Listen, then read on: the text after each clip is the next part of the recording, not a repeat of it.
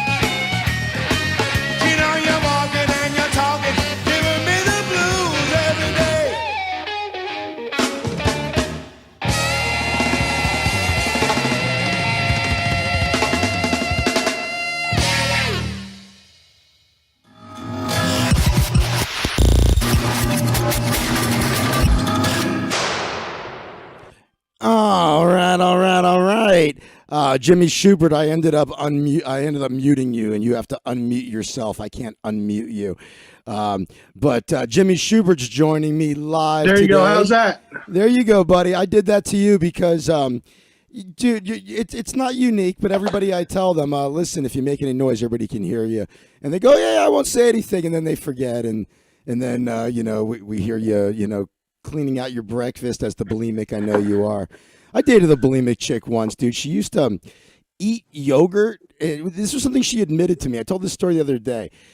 I used to take this girl on dates for yogurt. It was her thing. She loved frozen yogurt. And after like a couple months, she told me, I got to confess, it's part of my recovery. I've been regurgitating the yogurt you eat me back into my own mouth so I can eat it a second time because it's so good.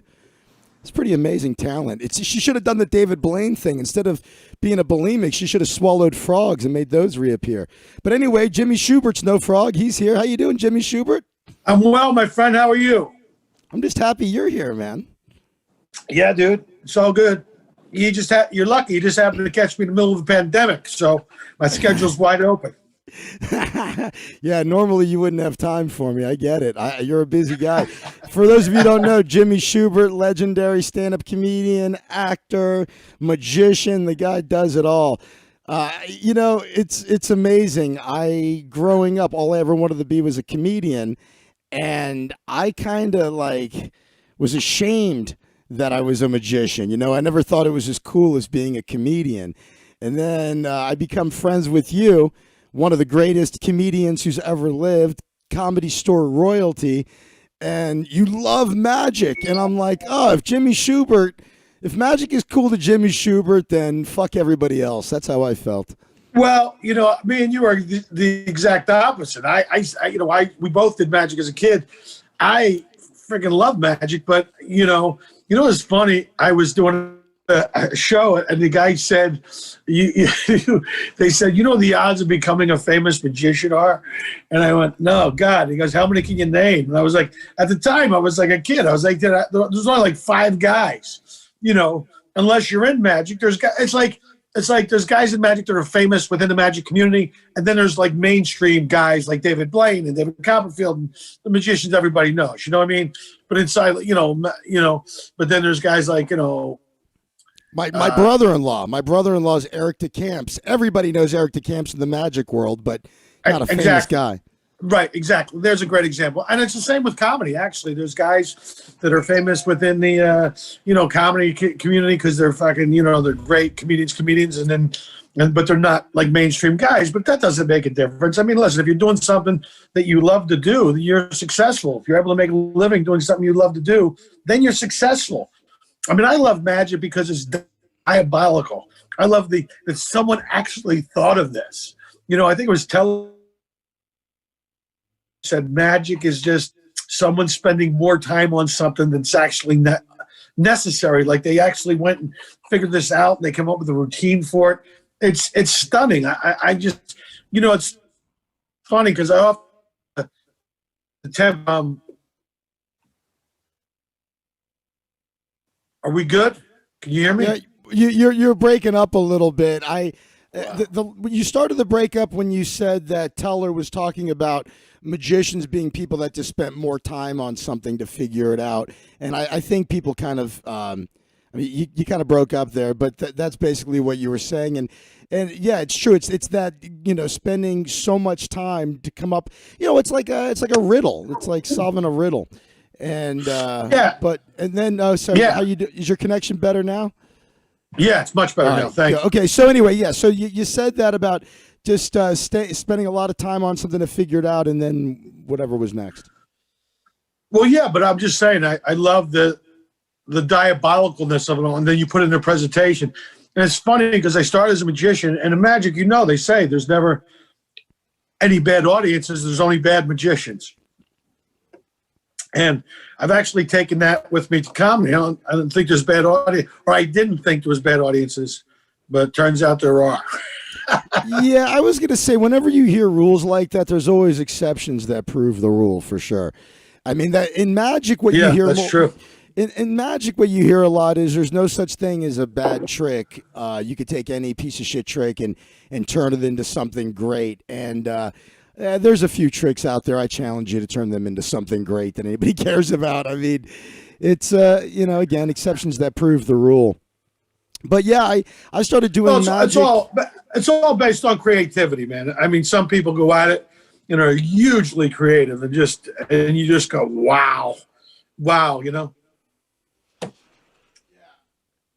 had to close the door. Leaf blower, the California cricket, the leaf blower.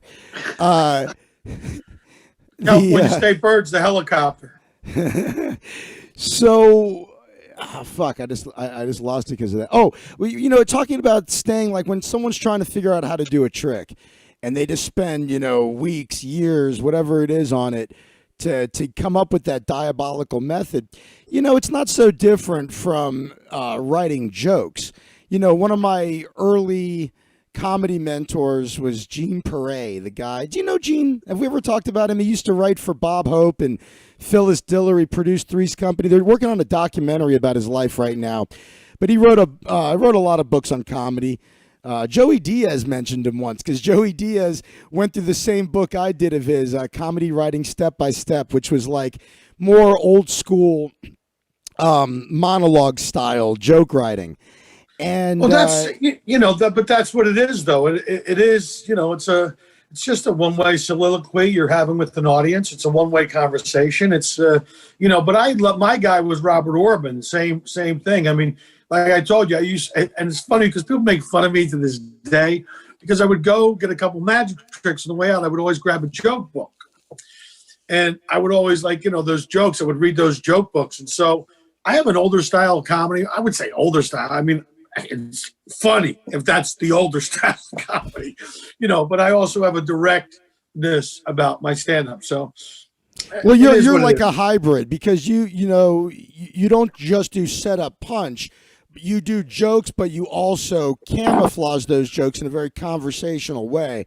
So you're kind of a hybrid. But what I was going to say is what Gene was talking about with regard to joke writing was he said, let's say you whatever topic you pick, you're going to write jokes about dogs. He's like, the problem is most people will stop after they write, let's say, the first 10 jokes. He's like, but those are the easy ones that anybody could have come up with pretty quickly. The way you get to the really good jokes is spending more time on it and digging really deep and thinking about it much longer than most people do so that you can create these diabolical punchlines. And that was my point, is it's very similar to what you were saying about coming up with a magic trick. It's like if somebody said, well, how would you do that? Well, the first 10 ideas are the most obvious ones. And so you eliminate those, but the person that spends years on it, finally it clicks. It's like, solving a puzzle and they go, So joke writing and magic, I started doing magic as a kid. I quit magic to do stand-up, and then I got back into magic and ended up doing both. You started doing magic as a kid, went full tilt with stand-up, and then got back into magic. How long ago was it that you got back into magic? About 7 or 8 years ago, I was working with a guy named Johnny Peasy, who you've met. He was at Magic Live with us, that 4-day convention they do in Las Vegas. And Johnny Peasy started showing me some stuff. And then I started showing him some stuff that I remembered from childhood. And it just kind of ignited this, I don't want to call it, a midlife magic crisis. I mean, and as far as midlife crises go, that's a good one because it actually got me back, the reasons I fell in love with it. But you were talking about a dog bit before. This is a joke I wrote. I was at the Petco, the pet store, and I'm going down one of the aisles, and I see that they have these little doggy calendars, right? Hold on, you there? You broke up. You broke up right there. You're at Petco, and they have these little what? You're good now. I said I was in Petco. Okay, so I'm in Petco. And I'm going down the aisle, and they have these things. They were like little doggy calendars, And I thought, that's kind of cute because I got my calendar hanging up. I thought I could hang my dog's calendar down where his eye level. Not that he's so busy he has to make appointments to lick himself and drink toilet water, but I thought it was kind of cute. What I didn't realize is one of my years is equivalent to 7 of his years. I'm up tearing pages off this calendar every 15 minutes. I run to the store to get some milk. He's in the middle of the leap year. That was a stupid joke I used to do that I could never get to work on stage, but I do like doing it all. You know, I was learning a language. I had the language. I was learning Spanish. I had it on my tape player when I was sitting here. I listened to the background, and I left to go out and run an errand. I came back, and now my dog barks in 2 languages. That is fucking awesome. I just hold on. I realized I fucked up. I have my my chat windows not visible, and I've got people that are flipping Jimmy motherfucking Schubert's on my podcast. So, Rudy Lara, holy shit, Jimmy fucking Shubert, badass. Zach with an H. Hey Zach, what you watching on my break? Hi Jimmy. So let me. The wheel in the sky keeps on turning. Sorry that Jimmy Schubert's blocking your name there a little bit, Lizzie.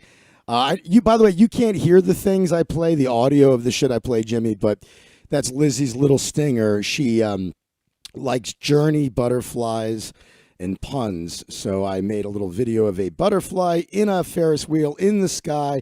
You can't hear it, but it's Journey, wheel in the sky. Keeps turning. Yeah. Why I get paid the big bucks. Keeps on turning. All right, so there you go. But just wanted you to know, Jimmy, everybody's flipping out that you're here. Jimmy's one of my best friends. I've known you a long fucking time, man. I forget. Yeah. I met you a zillion years ago, I think, at the store. But then this crazy girl that I've talked about many times on the show, she had another crazy girlfriend. And she calls me up one day. She goes, do you know a comedian named Jimmy Shubert? I go, do I know Jim? Everybody knows Jimmy Shubert. Do you know fucking Elvis Presley? Like, yeah. I said, Jimmy, I've met him a few times. We're friendly, you know. We're not like buddies, but Jimmy Schubert's a goddamn legend. And she's like, oh, my friend is taking comedy lessons from him. And next thing I know, you and the 4 of us went to the Magic Castle. You came and saw me perform, and it's been love ever since. But let me tell you, man, there's not a better person, not just in comedy. You're not going to get a better person in this world than Jimmy Shubert. I mean, just the funniest, nicest guy. I'm so lucky to be friends with you, man. So I'm happy that people in the chat room are flipping out. That's awful nice of you to say, Zach. Thank you. And the feeling's mutual, bro. I don't want to hang out with the fucking schlubs. Me and you have had some laughs over the years, some good times. You know, I know we're both a little bit of a couple of nutbags. But, yeah, it's funny that someone said my friend wants to do stand-up, so you try to, you know, you just kind of give them a few pointers, you know. It's like my buddy, you know, another friend of mine was doing stand-up. He said, I'm going to try stand-up comedy. He said, great. He goes, what's your advice? I said, don't try to be funny, you know, because comedy is kind of like a funny way of being serious, you know. Yeah. Or at least the way I do it anyway. But, well, you know what's also funny is my buddy Juan, who does the show with me on Fridays. He pointed out something. This is the truest thing ever. He's such a kook, but this was very astute. He's like, whenever somebody is trying to be real serious, it's like the easiest to like goof on them. That's why it's always easy to like be a smart ass like in class, right? Because the teacher's trying to be dead serious, and there's just setup lines. Like the punchlines are easy. It's the setup lines that are tough, and a lot of those setups come from, you know, a place of pure honesty, truth, and sincerity, and that's why it's so fun to blow them up. Yeah, I was watching this open mic night in Florida, and this guy was on stage doing these dumb jokes, and you know, like it was like painful to watch, like one of those painful watch. He goes, "I don't smoke a lot of pot because it makes me stupid," and someone went from the audience, like right at the end. As soon as he said, "I don't smoke a lot of pot because it makes me stupid," and someone like as soon as he said stupid went like stupider. The whole fucking crowd couldn't stop fucking laughing, dude. There's a very funny story of like the world class heckles. There's a guy named Eric Douglas who is Michael Douglas's little brother. The guy was he was a little flamboyant, and he had a little dog that he traveled with. And I ran into him in Florida. He was trying to do some guest sets in Florida. But on this particular story, he was over in England, and he was doing some stand-up comedy, and he's up on stage, and he's fucking bombing a horrible fucking death. And I said, fucking, go back to fucking stage, you bloody yanker, you bloody wanker. And like, he's going down fucking horribly. And then he fucking snaps on stage and he goes, do you know who I am? It's Kirk Douglas's, it was Kirk Douglas's son, so he goes, do you know who I am? I'm Kirk Douglas's son. He yells it at the audience. And then someone in the audience stands up and goes, I'm Kirk Douglas's son. And then across the room, someone stood up and said, I'm Kirk Douglas's son. And before you know it, 20 people, like from Spartacus, the scene from Spartacus. Oh, I get it. I've actually heard, I think you told me this before, or I've heard this because it's a legendary story, but I forgot about it until you just said it. Oh my God, that's so fucking funny. I mean, talk that's about hilarious. Like a heckle that was just, I mean, that's how do you so recover fucking from that? funny. They found the guy hiding. They found the guy hiding in the paint closet, crying later on. So my brother Stan, who everybody hears play saxophone at the beginning of my podcast and on the break sometimes, he used to own a jazz and blues club in Hollywood, Florida, called One Night Stands. Right. Which, funny enough, was the same name that they had for a gay bar in The Simpsons. But anyway, it was a jazz and blues club, but like, I don't know, on some off night, he decided to try a comedy night. I guess it was an open mic or something. And he calls me up and he's like, yeah, we did the comedy night. And he goes, this guy goes up there and he's just fucking horrible. And it's just the worst shit you've ever seen. I'm like, well, you'd be surprised at what I've seen. And he's like, but then he's like, all right, I'm going to wrap up. He's like, I'm gonna do an impression. Somebody tell me, what do you want me to do an impression of? Just throw out something. I'll do an impression. And someone in the audience went, do a comedian. Yeah, dude. That's why you never ask the audience. Never break the fourth wall. Never ask permission to do something. Just fucking do it. I thought you were gonna like that better. I did like it. I thought that was pretty good. Do an impression. Yeah, do a comedian. Well, it's tough to follow the fucking I Am Michael Douglas story with a story like that. But you're right. I mean, stand-up comedy is fucking hard to do at a high level and do it well. I mean, there's obviously, it's tough. I mean, the great. Let's watch you do it for a second here. This is off of your special that people can get. Oh, wow. But I can tell you, all you got to do is go to the supermarket. You realize we're becoming dumber as a species. You just got to go to check out. He goes, would you like a bag? No. I'm going to juggle these 47 items out to my clown car. Why a bag? Why, that would be too easy. You know what I don't want to do? I don't want to build my own burger.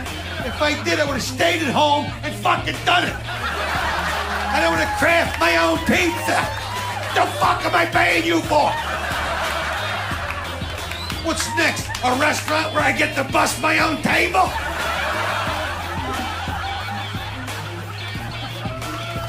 Look at that. Look at that, buddy. I paid for it, and I didn't even have to. All you gotta do is go to. Like, I know Jimmy Shubert, and I still paid for it. That's how good that special is. Actually, man, it's a good special. No, that wasn't.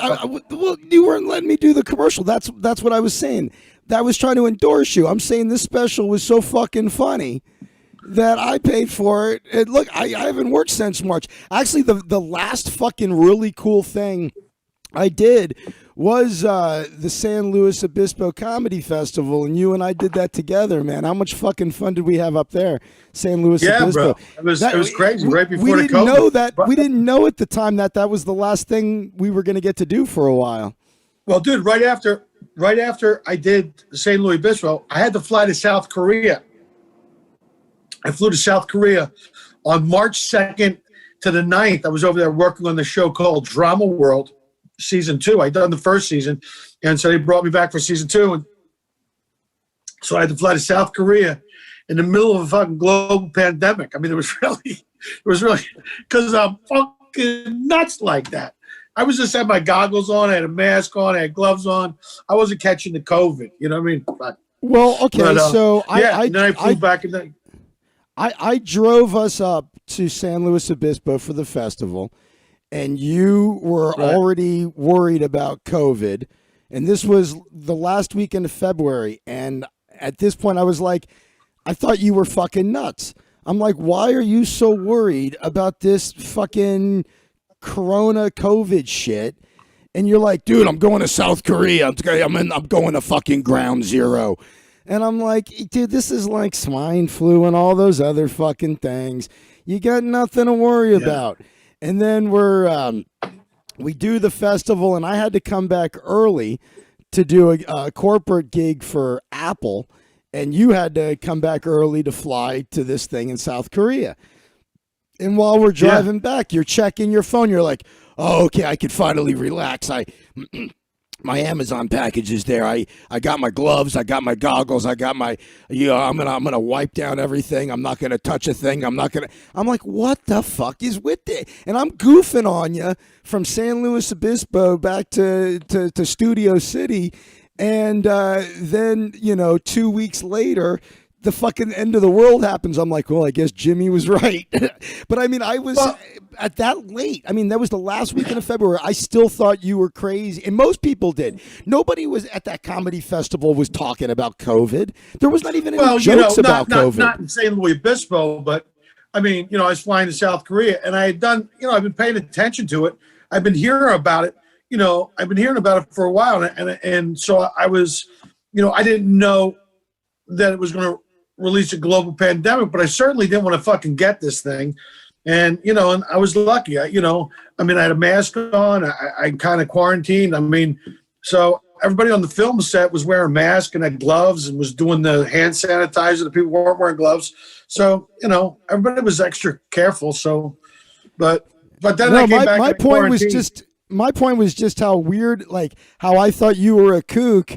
And then 2 weeks later, I wasn't allowed to leave my apartment. It was like, fuck. Yeah, and haven't been allowed to leave for like the next 3 or 4 fucking months. It was crazy, right? Yeah. And that was more bullshit. We're just conditioned to. What are you doing, bro? This is 187. Back it up. I'm Irish. I cannot go in the sun. All right. The only way instead of getting a tan is if I get a melanoma. It all grows together. But hey, you look great. Thanks. I only got 6 weeks to live. I need like an SPF 187. You know what I mean? I need like where you squeeze the tube and a long sleeve turtleneck pops out. And then you can go outside. I'm Irish. You should do this professionally, right? Jimmy. Yeah, I'm trying, bro. Everybody is now. Chappelle, everybody's trying to do it professionally again. So what's you were number one in Apple Music with your stand-up special. Round of applause for Jimmy Shubert there. Well, no, my album, I released a special last year, and then we released the album in May 15th, and it went to number one on the comedy iTunes charts and stayed there over the weekend, which was Cool because Weird Al Yankovic was on it. I mean, frickin' Dan Whitney was on it. I mean, Jim Gaffigan was on it. I mean, we started at number 8, and then we slowly started to rise, and people bought the album. And I've had friends call me. I mean, this was really, I think one of my best albums. It's still available on iTunes, but it's really one of my best albums. And man, what a great, got a lot of good feedback on it. So that was kind of cool, though. That was kind of cool. I never really went to number one on the iTunes comedy charts before, so that was freaking awesome. So that was kind of my point, though, is where should you have the video on Vimeo, so people can go to Vimeo and search for. They can go to Shubert. jimmyshubert.com. Okay. You can access that. You can rent the special for like $3.99. You could own it in your Vimeo account for $9.99. What should they do? You can buy my album. You can click on and get the album. The album's like $9.99 or whatever it is, and it's just 57 minutes of hilariousness. I mean, people can listen to it, and I know I like that stuff. I like to listen to albums when I'm flying or driving or stuff, podcasts and everything. So. The video and the album, do they overlap a lot, or is there a bunch of there's enough different stuff on it. We recorded the CD on Friday night, and then we recorded the special on Saturday night. But I had made the changes of what I was keeping and what I was letting go. So there's a little different. There's different stuff on both. I have a problem with that word too. Don't worry about it. It's a tough word. Differential. So, no, that's awesome, dude. Well, yeah. So everybody go out there and get Jimmy's album. It's comedy the way it's supposed to be done. I was talking about Eddie Pepitone's latest special, and I love Eddie. He's hilarious. There's comics that the thing about stand up is you just get better at it. There's not too many examples of people that love doing it that get worse as they get older. Even George Burns, that old fucker, he just was shy of 100. He was still up there telling jokes. And I mean, it's a job. If you get good at it, you can do it for a long time. I mean, Joan Rivers was like 78 or 79. Don Rickles did till he was 80. I mean, who doesn't love Don Rickles? I mean, it's not like you're lifting heavy stuff. You just got to have your freaking head together, and you can go up and make people laugh. I mean, I know guys are still doing.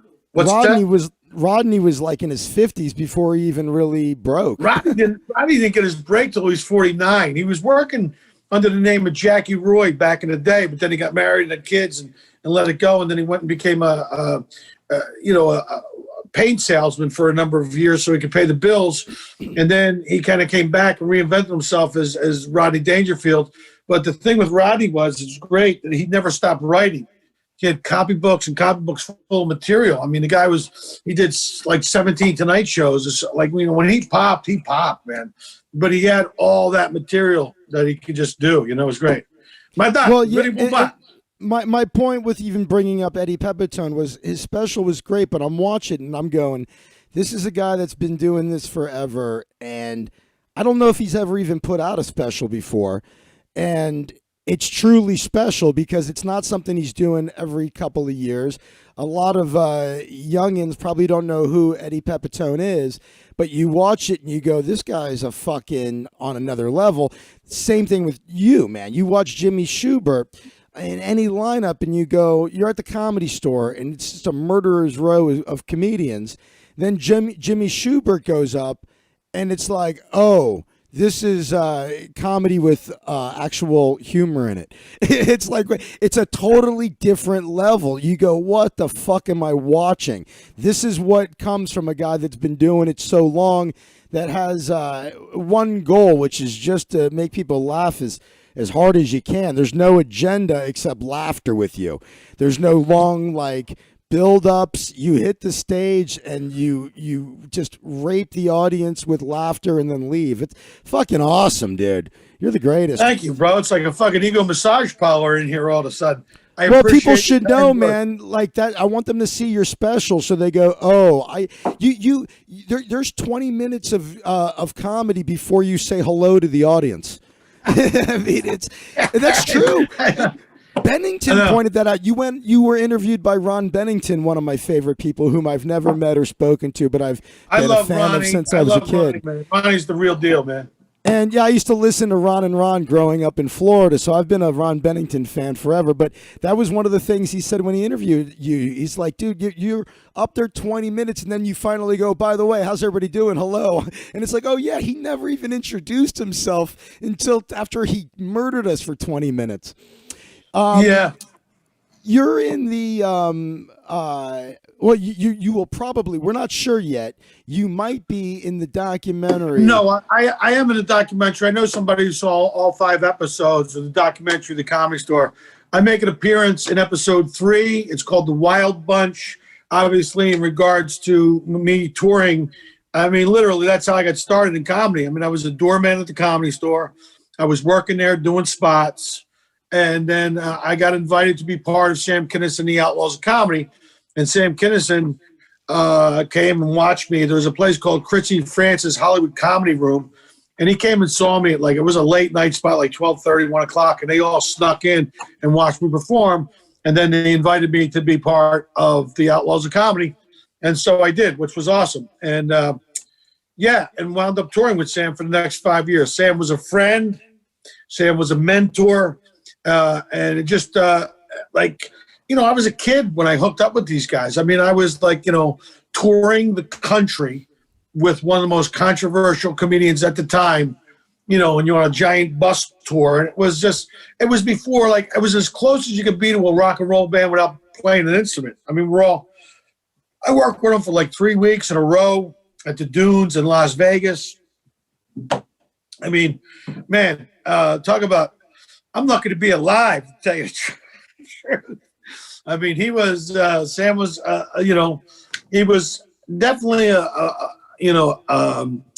he was like one of the most controversial dudes in America, and he was a great fucking comic. I mean, his comedy, the way he did it, like, I mean, I'm sure Pryor kicked in the fucking door for the kind of comedy that Sam was fucking doing. I mean, it was amazing. I mean, Sam Kinnis and Bill Hicks were both two very influential comedians on a generation of comedians. And those are my two favorite. I watched the documentary. Ah, fuck! You're frozen. Hold on a second. Oh, hold on. Well, hold on, Jimmy.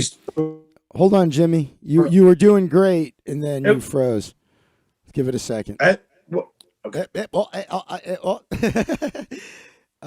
think you're back now. Okay, go ahead. Okay. Well, I'm saying people should check out that documentary. It's done by Mike Binder, who is a really talented filmmaker, man. And he knows it from being inside the ropes at the Comedy Store. And so a lot of the interviews you see, they're not really interviews. You feel like you're eavesdropping on a private conversation. And he has and he knows these people. Like, Fuck. Most of the time, your connection's been really good. Just once in a while, it takes a dive. Like, from my froze. He doesn't even know it yet. I know you guys. I know it. You know it. Jimmy doesn't know it yet. What, bro? What? He'll in a moment he'll unfreeze. Hopefully. Let's see here. At least he's in a good position. The worst is when you get frozen. The worst is when you freeze and you look like you've got Down syndrome. Like, yeah, we're here. We got Jimmy, come into the light, Jimmy. There he is. We back. He's coming back. Hold on, almost. And I think you're back. Okay. All I'm saying is people should definitely check out the documentary by Mike Binder. It's really, really, really well done. He's a talented filmmaker, and he was inside the ropes of the Comedy Store. So a lot of the interviews don't really seem like interviews as much. They feel like you're eavesdropping on a private conversation, and they have a familiarity because, stand-up comedy, like, it's like sharing a foxhole. If you can do that well, you just have a bond with other professional comedians because you've done that, or what it's like. I don't think lay people can quite wrap their mind around the bond that other comedians share. If you're a professional comedian, and especially if you've been doing it for a long time, there's a mutual respect because we know how tough it is to do and to be able to make a living doing it. So, but it's really a great documentary. People should check it out. I turn up in episode 3 and 4, I think. I talked to Eleanor Kerrigan, who's in it, and she said she saw the whole 5 episodes and said she saw me in it. So, but people should check it out for sure. Yeah. I love Eleanor. She's one of my favorite people, and she's a killer comedian. She's a murderer too. It's funny. You were talking when we started at the very beginning of this. You're talking about how many famous magicians could you name? And I remember when I was brand new to LA, God, years ago. I don't know if you were ever on this thing. It was a complete waste of time. But remember internet news groups? They were like alt comedy net or alt dot stand up. Yeah, I remember those. I never really kind of, I just. Well, because you're not a loser, Jimmy. That's why you weren't wasting time on this thing. But, I had just moved here and I was trying to make friends and stuff. So I'd get on there and I did make this one friend that I'm still friends with to this day as a result of it. He's a good guy. Johnny Tong. Johnny Tong is an absolute lunatic. He also goes by Bino Sfingali. He used to be on Ripley's Believe It or Not. He was in the opening credits. He would shove a snake up his nose and pull it out his mouth. Wow. He's one of those guys, sword swallower / magician / he's got a great story about giving Steve Martin a magic lesson. Because Steve Martin's a magician, so that's a good segue. So I end up going to this party full of these comedians, and I say comedians, and there were some legit people there, but the guy, I cannot remember the name of the guy whose house it was where he had the party. I remember, was it Bridget the Midget? What was that one midget comic, the woman, Tanya Lee Davis. Yeah, that might have been her. Yeah, Tanya Lee was I think that was her, and she was like on Last Comic Standing or some shit like that, right?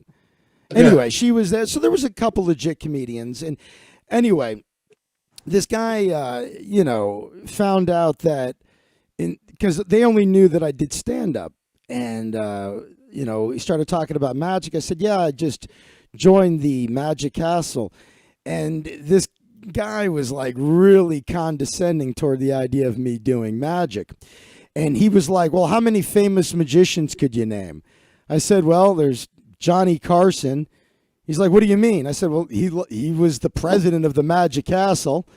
Maybe he's not famous for being a magician, but the idea that being a magician is like beneath great comedians or great entertainers. Well, Johnny Carson was a really good magician. I mean, like he hung out with Dean Dill and Paul Gertner. He took magic lessons from those guys. Absolutely. He even well into it. Carson, loved it. And even in college at parties, he was quite the magician. In fact, if you go over to the Magic Castle, there is an exhibit for Johnny Carson. There's so there's him. I think Dick Cavett was a magician, maybe Woody Allen, but what I love about Steve Martin, W.C. Fields. Well, and Steve Martin's book, Born Standing Up, which is a phenomenal book. That's a great book. But he talks about, if you weren't a member of the Lucky Sperm Club and like born into a famous family, then magic was the poor man's way into show business, because you get $10, you buy a trick, and you're performing the trick. So I think for a lot of people, that was something, like I started doing magic when I was 9 and 10 and 11 and 12. And by the time I was 14, 15, I was doing shows. I was able to make a living doing it. I had doves. I was rehearsing. I was into it. You know how kids are. I could have totally gone that direction. The only problem was all my headshots would look like this. But you bring up another point, though, which is, with the condescending comedian I was talking about, it was also, well, is your goal fame? Because especially at that point, we're talking 20 years ago, I didn't give a fuck about fame. I wanted to do anything I could to avoid a day job ever again. Well, it's interesting. You're right, though. There seems to be an animosity amongst comedians and magicians, and I don't know why. They're both. I almost never feel it with professionals, though. The only people that give a fuck about this stuff are open micers and wannabe types. In other words, I never hear.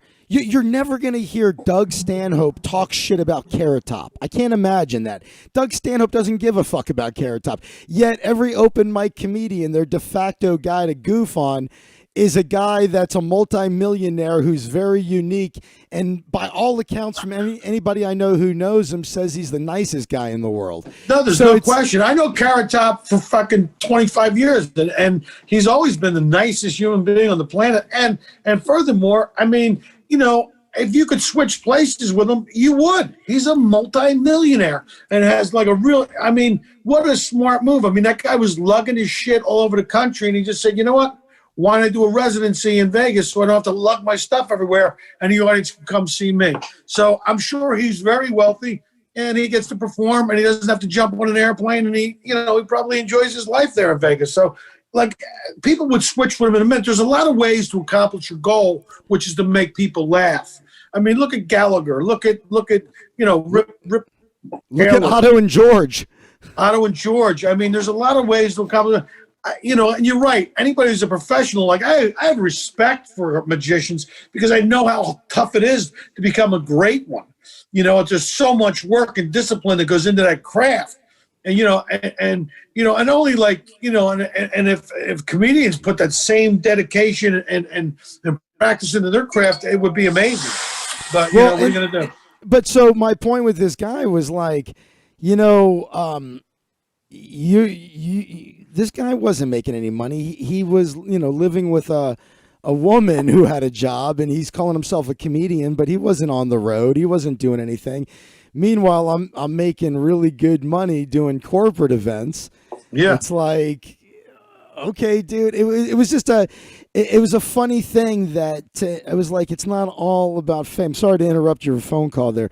No, I'm not. I'm sorry. This fucking guy. No, I'm not. I'm listening, bro. Is that an escort? What do you got? No, I'm actually just so I can break this on your show. Actually, the 23rd and 24th, I'll be performing in San Diego at the American Comedy Company. Holy shit! They're gonna have shows? Outside shows, yeah. Wow. Well, so Friday and Saturday. You and I talked about this yesterday, and I've talked to a couple of friends about this. Even though LA is still really locked down, most people I know, this shit's like over with. It's like we're getting back to work. I know people that are starting to book small private parties. People are dude, enough is is enough. 10 people. They went from flat and a curve to everybody's got to wear a mask, to report your neighbors, to we're going to shut the power off in houses. I mean, it's gotten ridiculous. And I'm not saying the virus isn't real. I'm just saying that these people completely mishandled it. And if they think for some reason destroy people's lives, and people are fragile. People have mental health issues. People have addiction issues. So, I mean, there's been a toll here because you had some kind of political agenda. I'm telling you that people are going to make you fucking pay come November 3rd. If you think, you think this is helping you by destroying people's lives, you're not helping at all. And these people could have handled it a little smarter. Well, I think what we learned, and I think people I've talked to mostly have agreed with this, I think what we learned was the answer wasn't a complete lockdown, and it wasn't to say fuck it. Like most things in life, the answer was somewhere in the middle. It should have been the most vulnerable should take the highest precautions. The least vulnerable should make their own choices and assess the risk and make a decision. You're young and healthy. You want to go to school? Go to school. But they should have had the option available. We didn't need to, go through what we've gone through. That being said, the bigger point is just it seems like shit is returning to normal. Well, it's gonna start regardless because I mean, Jesus, Trump got it. The guy he's back in the Oval Office today. It was like 4 days ago. He got COVID. He's over the weekend. Went to the hospital. He's fine now. I mean, it's not as like that guy's 74. He's a little overweight, but he seemed to do well with it. So off we go. Hey, you want to hear something interesting? I talked about this on my show yesterday because I had never heard of this. Jesus Christ. I talked about this thing called VIP syndrome. So most people assume that if you're a VIP like Trump or, some other famous, influential, powerful person, that you automatically get the very best medical treatment. But it turns out that's actually not the case. There's a thing called VIP syndrome where the medical staff oftentimes will overtreat or undertreat the person out of either an abundance of caution because they don't want to God, I'm dying. They don't want to be accused of doing, something that they shouldn't have, or they overtreat them because they're like, fuck, we got to make sure this person gets better. So this person that wrote the article said she believed Trump had both. She's apparently an expert in this, wrote the book on it. She said they overtreated him by giving him things that have not been approved and are kind of experimental, and they undertreated him by releasing him early. And what I thought was really just funny about the statement was, either way you have it, you just want to basically say it was wrong. But I just thought it was an interesting thing, this idea of VIP treatment, that you just assume, like, if you're rich and famous, you're going to get the best treatment. You actually might be inadvertently getting fucked. Doctors are supposed to treat everybody the same regardless of socioeconomic, race, gender, social Yeah, it's called the status. Hippocratic Oath. Yeah, so that's why this woman apparently wrote this book, and I guess when you get your medical degree, this is you sit through a whole lecture on this, like, hey, if the president of the United States comes in. You say she's the expert, but I got to tell you, dude, since the beginning of this, a lot of these experts have been fucking dead wrong. I mean, a lot of these people have overstated, and you're supposed to have sex with a fucking mask on. You can go fuck yourself. I've been fucking. What am I supposed to do? Jerk off with hand sanitizer? I mean, how fucking bad is this? That can't be serious, right? No, I'm just being facetious, but I'm just saying. Like, this was an example of, like, this. It's like, people just overstepping their bounds. Like this governor in Michigan. Like, you can't even fucking have clean drinking water. You can't even fucking do the basic thing of government, which is to keep people safe. Like, we want people locked down. Like if you think this is going to help you and people are going to, you're out of your fucking mind. You got to remember, look, mayors run cities. The governors run states, and fucking Trump, he runs the federal shit. And he was willing to fucking help everybody. I mean, they sent hospital ships to New York. They didn't even use the fucking ship. You forgot one, though. You forgot about governors, mayors, all the way down. People rule themselves. Ultimately, don't count on the government to save you. Don't go looking for anybody that, learn dude, from the start. You know what's interesting? I don't know whether it was Thomas Jefferson, but someone said if you don't get involved in politics, you're destined to be governed by people that are dumber than you. And I will tell you that I have not seen a better example of that than this whole COVID-19 crisis.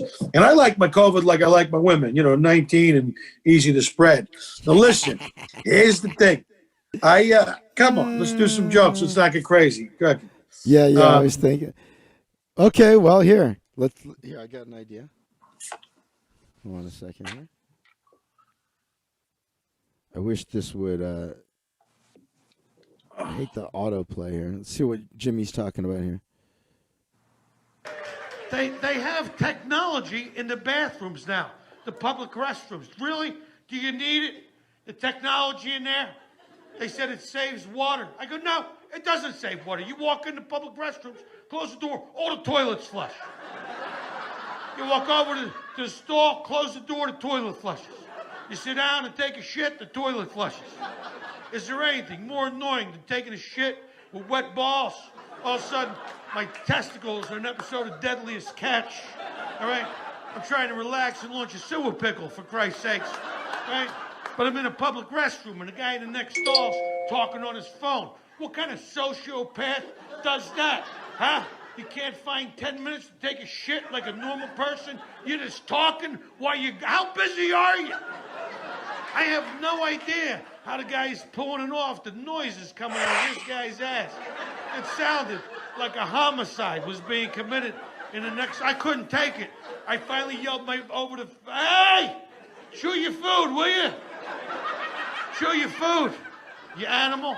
And now I'm standing there and I need the toilet to flush. Now guess what? The toilet won't flush. I mean, hey, you do the hokey pokey. You put your right foot in, you take your right foot, you put your left foot in, and you turn it over, and there's the turd sitting there. It didn't go anywhere. And then you gotta reach down by hand and flush it by hand anyway. Huh? Then you come out to use the soap dispenser, but the soap doesn't work. The sink works, but the soap doesn't work. So I gotta walk down to this sink all the way down here. The soap works, but the sink won't work. I gotta walk back up to here. This sink. What are we talking about? We're talking about a flush, a twist, and a push. I'm stretching, bro. And that's too much for you, Pete. There you go. Toilet warmer. Toilet water. Toilet humor. Toilet Hey man, humor. what's better? There's nothing No. better. The word toilet itself is hilarious. Dude, you know what? And everybody shits. So, and everybody's used the public restroom. So, you know, I mean, there you go. Everybody can relate. So, you're something people might not know is you're a magician member of the Magic Castle. One thing I want to point out about you as being a magician is, you know, you said you've been back into magic. You did it as a kid. You've been doing it about 8 years or so now. I've watched you do a lot of magic. And dude, you have so many years of performing. And magic really is mostly about the performance. I mean, there's some guys that it's like all performance and the magic is totally inconsequential, like a guy like the amazing Jonathan, right? Right. And then you've got other people, other magicians who are like the Steve Vai of magic or the Yngwie Malmsteen of cards, where they've got zero personality, but they're doing things that just you can't imagine a human being can do technically with their hands. Then you've got those really amazing people like your Bill Malones, and your David Williamsons, who are just hilarious, amazing performers and amazing technicians.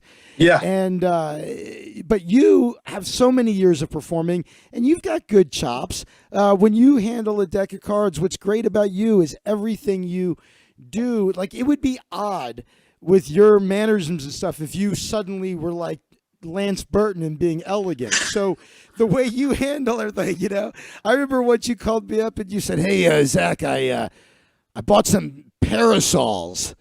I'm like, that word shouldn't be coming out of your mouth. You're from Philly. You're not going to be allowed back. You're not going to be allowed back home. You can't put parasols in your magic act. I love it because you're just you love buying magic shit, and you bought. Well, you know what the fucking funny thing is, dude? I actually have these ideas in my head, and it's funny. It's weird. Like, you know, if my mind, like if I'm usually thinking about a fucking killer bit, or I'm thinking about a way to perform a fucking magic trick. Like, if I get quiet time and I'm sitting there and I'm not, you know, my senses aren't being bombarded with music or something, and my mind just wanders. It wanders in those directions.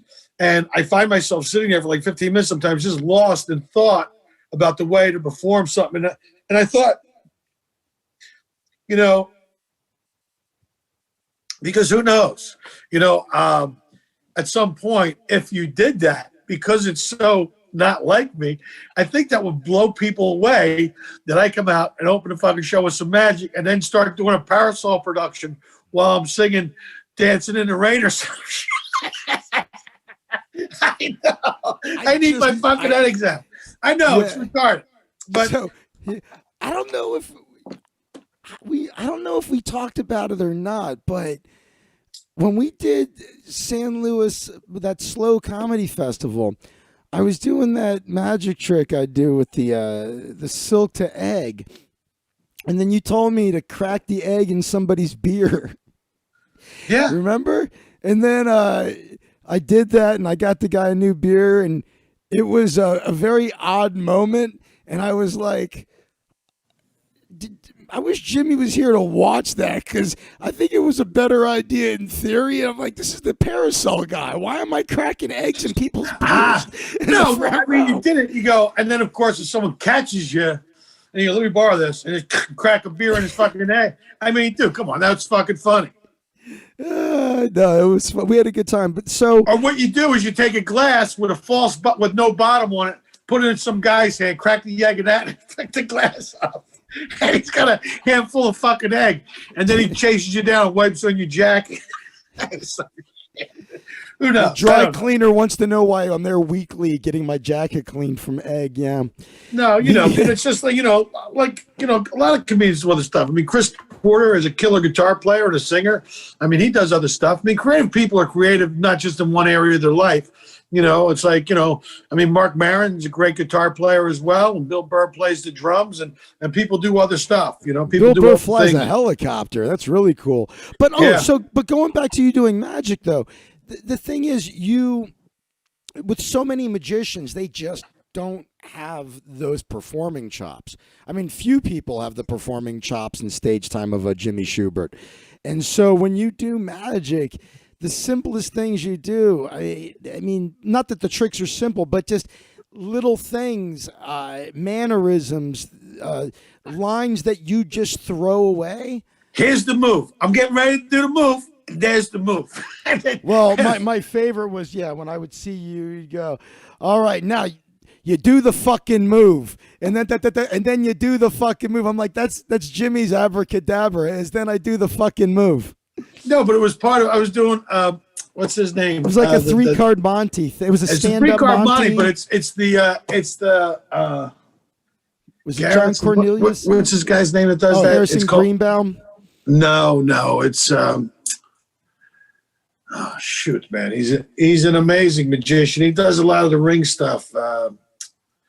I'm not getting his name right, but he does. It's called the stand-up Monty. It's yeah, that's what I said. Stand-up Monty. That was I don't know who put that out. Yeah, but you're great at that. But yeah, no, you're an awesome entertainer. It's just funny to watch you come off of stage, like at the Improv. You'll come off stage, and then you just run to the bar, and then you hold court doing close-up magic. I'm like, this guy loves to perform. Well, dude, I open a refrigerator, the light comes on, I do 15 minutes. That's the kind of entertainer I am. No, but it's funny. I will do, like even after my shows on the road, if people come out and catch me, I may do a couple close-up things for them. I mean, I was in Minneapolis, and there was a table, and I did and this was probably like before COVID, like a year ago, and I came out, I did 20 minutes of close-up magic, and the dude tipped me like $400. He goes, here, that's fucking awesome. Yeah, and I was like, no, that's all right. But he gave me I didn't even know. I just thought he was giving me. I goes, whatever. And I looked at it later. It was like $400 fucking dollars. This guy tipped me 400 crabs because he watched me do stand up for an hour, and then I came out and I did 20 minutes of close up, and it just blew him the fuck away. Like the guy was like, I mean, it's amazing. But anyway, I love doing it. Man. But so yeah, well, also it inspires me to be around you, enthusiastic about magic. I'm like, oh yeah, this is what it's like to love magic. And it kind of re-inspired me. If people go to my Instagram account, I just put something up today. It's called Wild Dice, and what's your Instagram? Just Jimmy Shubert? Yeah, at Jimmy Shubert. No C in Shubert. It's like right where you see it underneath my name, at Jimmy Shubert. That's got a blue Twitter check too, mark. So yeah, I just put off your Twitter. I did Wild Dice. It was cool. I like stuff like that. It's involved. I love the patter. I like figuring it out. You also at one point you uploaded your Bill Malone cups and balls thing, right? That's awesome. Yeah, well, it's not actually. Well, Bill Malone is famous for doing it, but it's not his routine. I think the original routine, if I'm not mistaken, let me just figure this out here. I'll look it up for you. It's hold on. I like that you want to make sure. The routine was written by Jack Bateman. He sold it to Gene Gordon, who sold it to Phil Wilmarth, who now owns the rights to it. But Bill Malone's famous for doing it. Bill Malone, kind of famous for doing it. So, but that's, I mean, not only because he's Bill Malone, but it's a great trick. I think it's actually more impressive. Like you see guys that have these $1,200 cups and balls that they do. I love the routine because it's done with the cheapest plastic set of cups and balls that you get like in your kid's magic set. Yeah, and I do that. I say this was one of the first tricks I learned how to do, and it's all set to a poem. Rub-a-dub-dub, 3 men and 3 tubs when sailing out to sea. And it's so funny, dude. I'll find myself at night rehearsing that in my head as I go to sleep. But I say, Lizzie's leaving. This is true. When I was a kid, I would go down to St. Christopher's Hospital, which was a hospital in Philadelphia, and I would do free shows for the kids who were sick, that were able to, not that in intensive care, but they were sick, but that you could do magic for them. And And the sky keeps on turning. And I tell people this was one of the first tricks I did, and I'm going to perform it for you now. And people love it. You know, that finish, the ending on that cups and balls routine is unbelievable. It blows people away. Yeah, no, it's good. And sorry, I stepped on your story a little bit with Lizzie's thing. Bye, Lizzie. Have a good one. I have to do that for Lizzie. She's one of the fan club members, one of the few people keeping me from joining one of Gavin Newsom's homeless on Skid Row. So thank you. Is she one of the people helping you out so you don't become a solo artist on Pornhub? Exactly. So you don't Lizzie, have a good one. Open up an OnlyFans account. Oh, I have an OnlyFans. It's just I got one video, but it's yeah. Well, so let me ask you this. OnlyFans account, you're not firing off your flesh musket into a tissue of love. No, not this time. It might come to that. No pun intended. So let me ask you this. Yes. People also, you're an awesome actor. You've been on King of Queens, and you were in a movie that was one of my favorites when I was, God, I forget what year it came out. You'll tell me. It came out, though, I think I might have been shortly after I graduated college, the movie Go. Oh, yeah, 1999, I think, is when, it came out. Maybe it was like 2000 or 2001. Something was right in that area, 99, 2000, 2001. I think it was in the late 90s, I think. Yeah, but it was a cult classic. The only thing that it went up against, at the time, there were a bunch of those post-urban teen dramas out.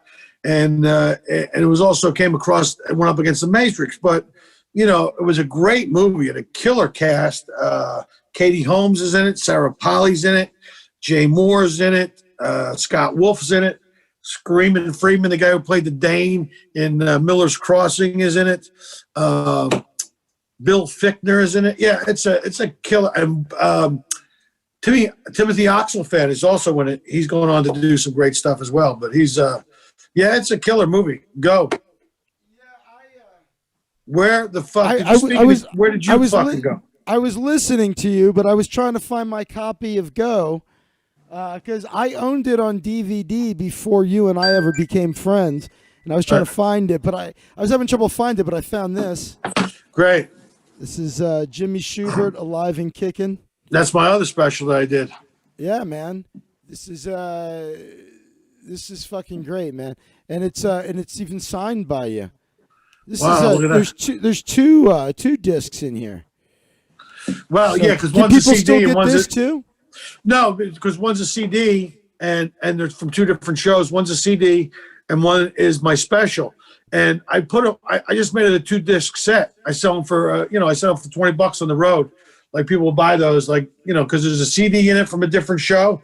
They're like two different shows.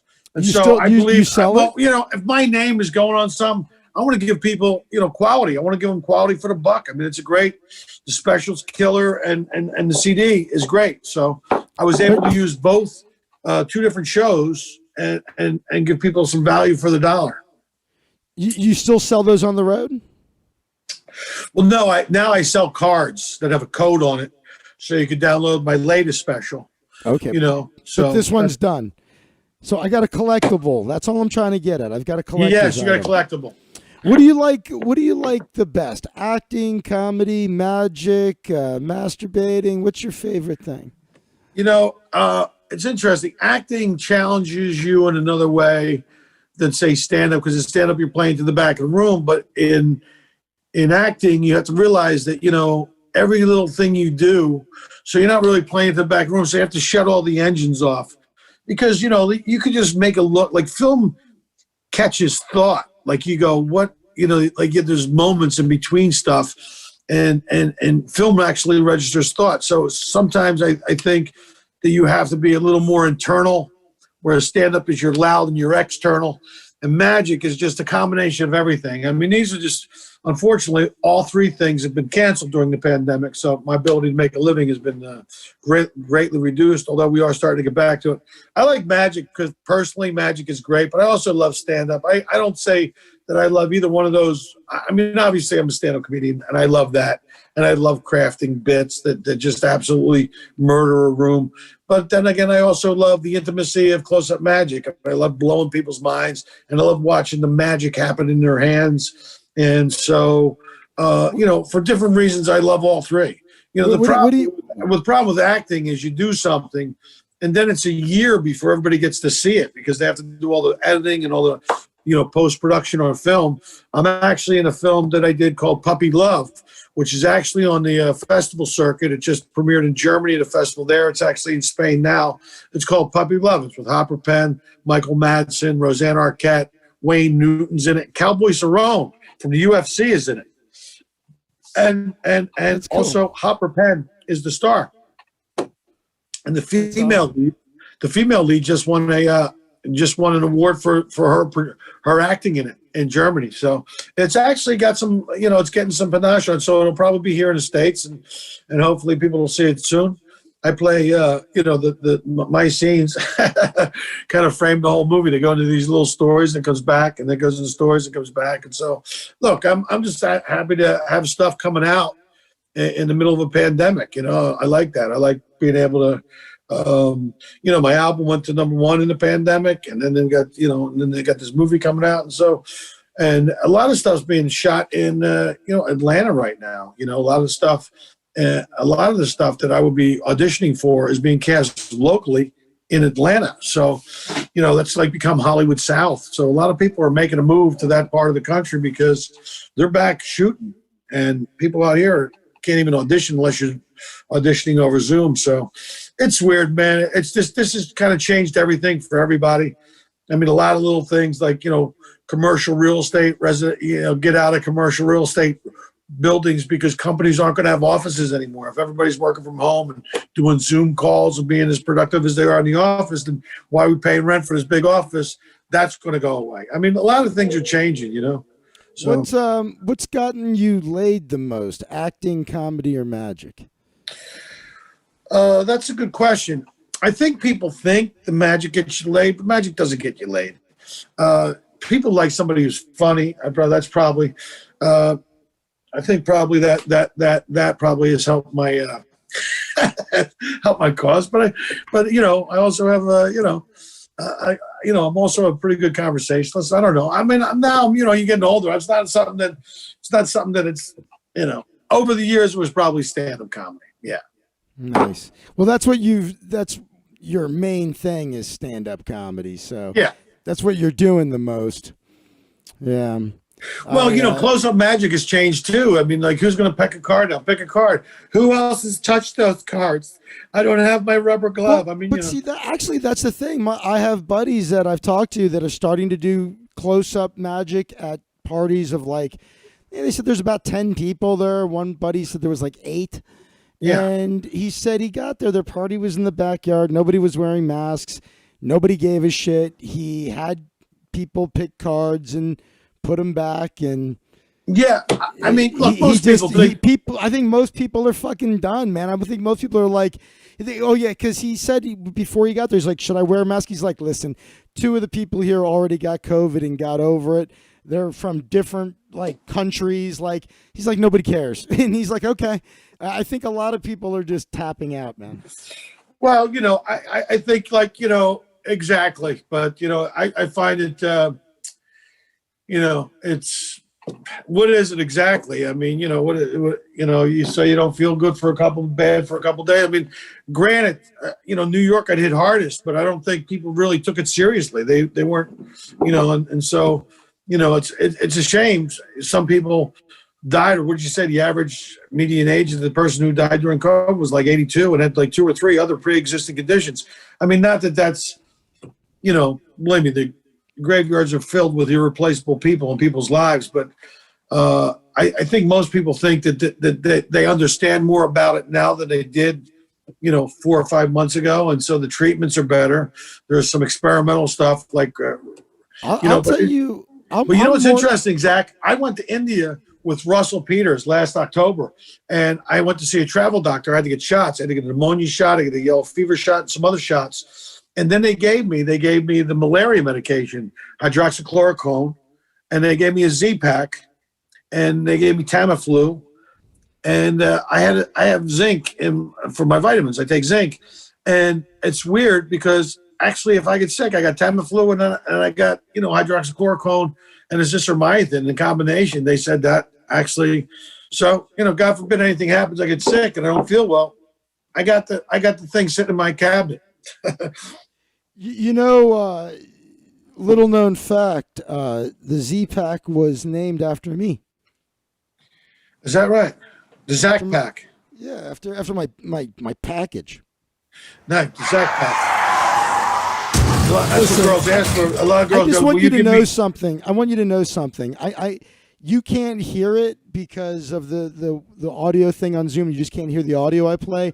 I just want you to know, so you don't lose all respect for me, that I did play a car crash sound effect after that horrible joke. Nice. Just didn't want you to think that I was proud of what I just did. That's all. No, it's all right, bro. I get it. You do. We're all doing what we can do. I'm more scared of the rising crime rate than I am of COVID, because feels dangerous out here, man. Well, that's that's the new world we live in. I mean, I gotta be honest with you, dude. Nobody likes this shit. They said, I mean, I love how people go, well, the Antifa is an idea, or the mostly peaceful protests. I'm going, well, that's not what the fuck I'm seeing. So, I mean, what it really insults me is how dumb that these people that we elect to office think that we are. I mean, they lie on the drop of a hat about frickin' everything. I don't even, I don't even watch the news anymore. I had them come get my cable box and take it out of my fucking house. I mean, why do you think they call it programming? You sit in front of your TV and how should I think and feel today, TV? That's all these cable pundits do. They make millions of dollars dividing the country. And I don't want anything to fucking do with cable news anymore. Fuck you. Fuck you, fucking MSNBC. Fuck you, CNN. I don't watch CNN for the same reason I don't fucking eat out of a fucking toilet. It's fucking garbage, or Fox News, or any of these news outlets. Like, this is, I don't need to fucking give me the top fucking stories. And, it's like the newspapers are so thin now. And I go, well, because they used to tell the whole story at one point. Now they're only telling half the story, so they don't need as much paper or ink. Themselves, they're giving you bad information. They're giving you bad fucking information. I mean, one thing, for example, is that like I've read several stories where they have captured missing fucking kids in trailer parks, like as many as 132 kids. How this is not the biggest story in America is fucking beyond me. But you don't hear fucking shit about it. You don't hear nothing about them getting these kids away from these fucking pedophile rings. You hear fucking zero about it. How that's not the biggest story in the news. And also, Trump declassified all these fucking documents that have to do with the spying and the fucking Hillary Clinton emails. You're about to see how corrupt all these motherfuckers were. I mean, I don't fuck, the fact that the nobody, where are the the Bernsteins and the Woodwards of people keeping their eye on these political fucking scumbags and keeping them in check? I hear you. Check this out. I thought this was kind of neat. This is this newsletter I found. I don't even know how I came across this. I just thought it was an interesting idea. I just signed up for it. It's a newsletter that you get in your email. I'm assuming daily. This is the first time I got it. I signed up for it, and it's called The Flip Side. And if you go to their website, they explain what they do. But essentially, they look at different like trending topics and news sources, and they choose the topic they think that everybody wants to talk about, right? So they do some research into choosing the topic, and then they research a whole bunch of different sources, and then they compile the most interesting information, and they show you both sides. So and what's it called again? It's called The Flip Side. So here's the first one I got. We could look at it together real quick. On Tuesday, Trump tweeted Nancy Pelosi is asking for $2.4 trillion to bail out poorly run, high-crime Democrat states, money that is in no way related to COVID-19. We made a very generous offer of $1.6 trillion. And as usual, she's not negotiating in good faith. I'm rejecting the request. Looking to the future of our country, I've instructed my representatives to stop negotiating until after the election, when immediately after I win, we will pass a major stimulus bill that focuses on hardworking Americans and small businesses. So later on Tuesday, he added the House and Senate should immediately approve $25 billion for airline payroll support, $135 billion for Paycheck Protection Program for small business. Both of these will be fully paid with unused funds from the CARES Act. Have this money. I will sign now. And if I'm sent a standalone bill for stimulus checks of $1,200, they'll go out to our great people immediately. I'm ready to sign now.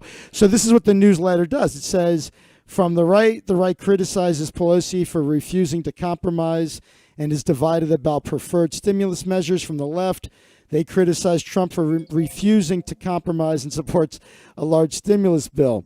And so then what this little newsletter does is then it has little quips, like little interesting parts, like from both sides. So I just thought this was a cool newsletter, and since I just signed up and got the first one today, I thought I'd share it with you. That's all. But so here's a quip from the right. Though Pelosi never mentions it, her bill would rewrite election law from 2020, barring voter ID requirements, forcing states to count absentee ballots that arrive as late as 10 days after Election Day, and imposing... Yeah, that's why it's not... And that's really what they're trying to do. I mean, and believe me, we've talked about this. You know I'm right down the fucking middle. I'm more of a libertarian like you are, but I have to tell you, it seems to me, as a fucking untrained eye, it seems to me that, you know, the Democrats haven't discussed policy all fucking year. I mean, I hate Trump is not fucking policy. And, you know, and their actions are speaking so fucking loud, I can't hear what you're fucking saying anymore. So, you know, I hate Trump does nothing to improve my fucking life. And so, you know, they can go fuck themselves. I can't vote. Look, all I see is hatred and vitriol coming from the left, and I'm not voting for that fucking party. The party that wants you dead and wishes people dead, and the burning and destruction. None of that's okay with me. So fuck you. I can't in good conscience vote for your side. Sorry. Yeah, I'm with you. I tweeted out, remember that guy, he got famous, I guess, for sitting in a town hall, Bone.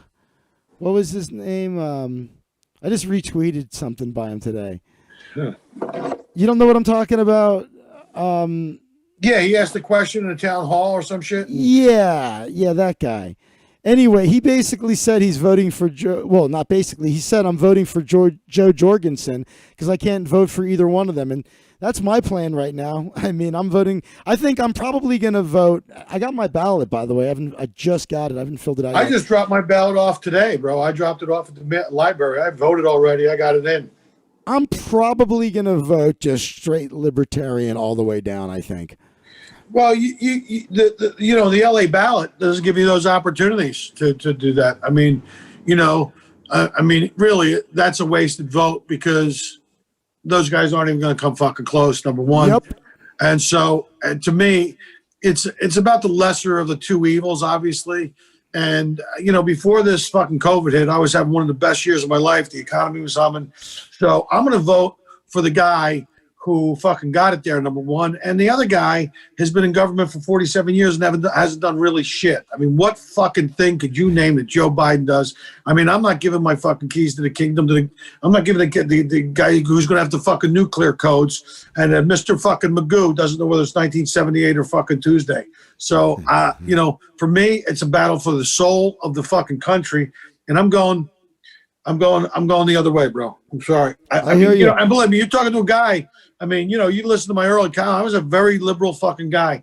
I don't support any of this fucking shit. Oh yeah, dude. My first the bit about the Wizard of Oz, the last elections, the dangling chads. It was a whole bit about, you know, it was a whole bit. I was a very fucking liberal guy, but over the course of these fucking years, I've seen myself just go. You know, look, you can't.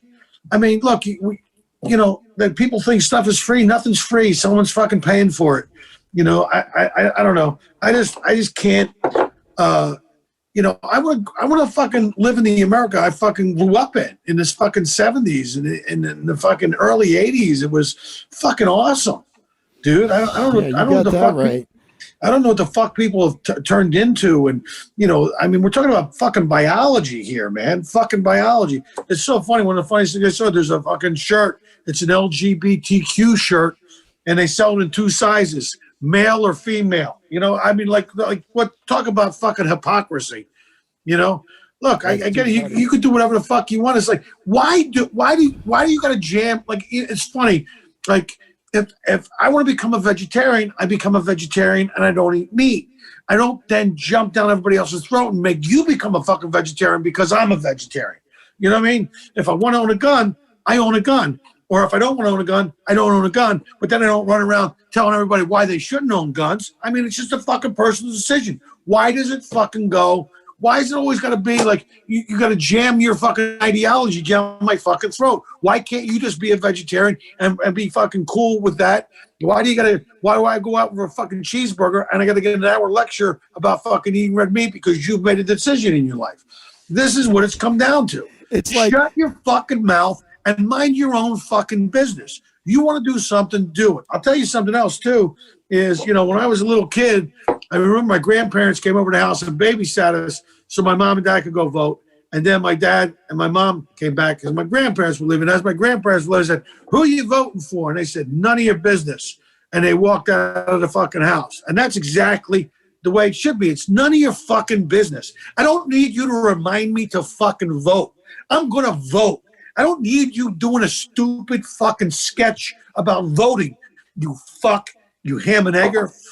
I just find it so arrogant.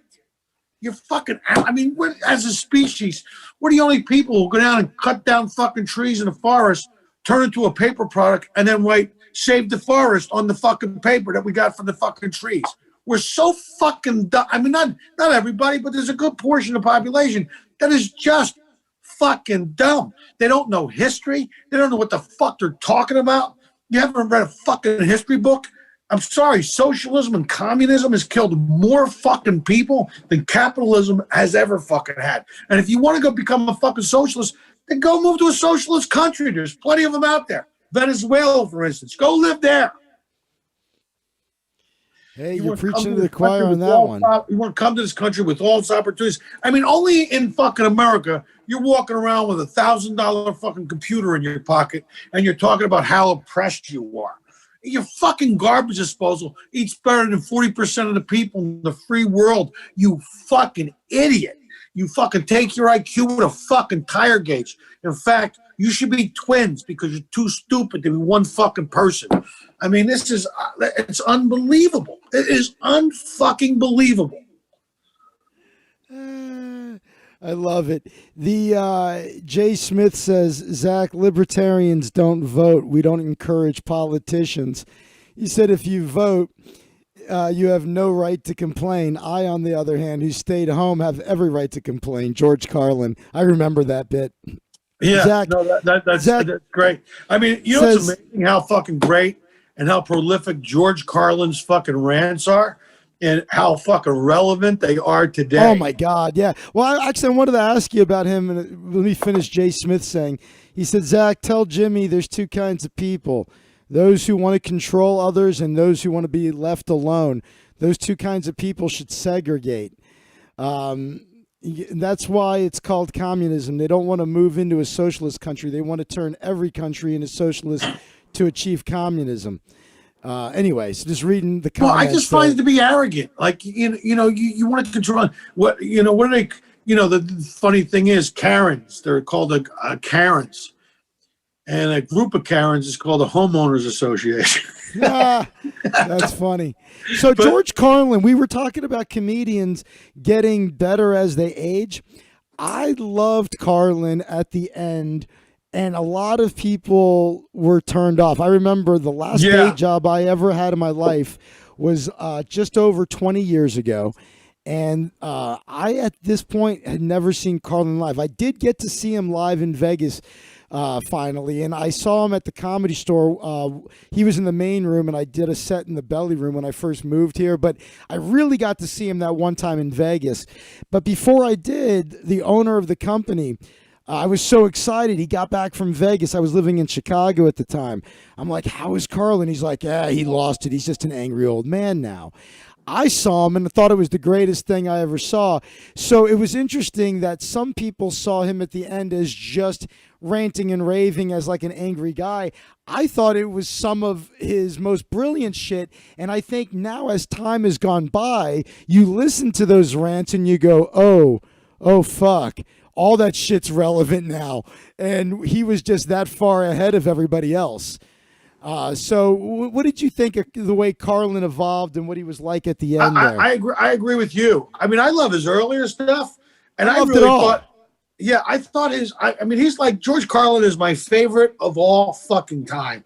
George Carlin probably was the most influential comedian in my life, and I just love the way he played with language, the way he pulled it apart, the way he put it together, the way selling's legal, fucking's legal. Why can't selling fucking be legal? I mean, you know, I just love, hey, you know what I want to do? I want to walk into Now headquarters and go, which one of you cunts wants to cook me some dinner and give me a blowjob? I mean, stuff that you could never fucking do today. But I mean, Carlin. Well, you could. By the way, I mean, people could still do it, but now you just, because there's people that still want it. It's just now you got to find those people and have them join your pirate ship. Well, dude, I think it's going to come back the other way. I think things will swing back. I think, you know, this sensitivity shit. It's fucking ridiculous. It's absolutely ridiculous. It is. I really do. I you know, I don't know what about you. I grew up in a fucking, you know, we fucking.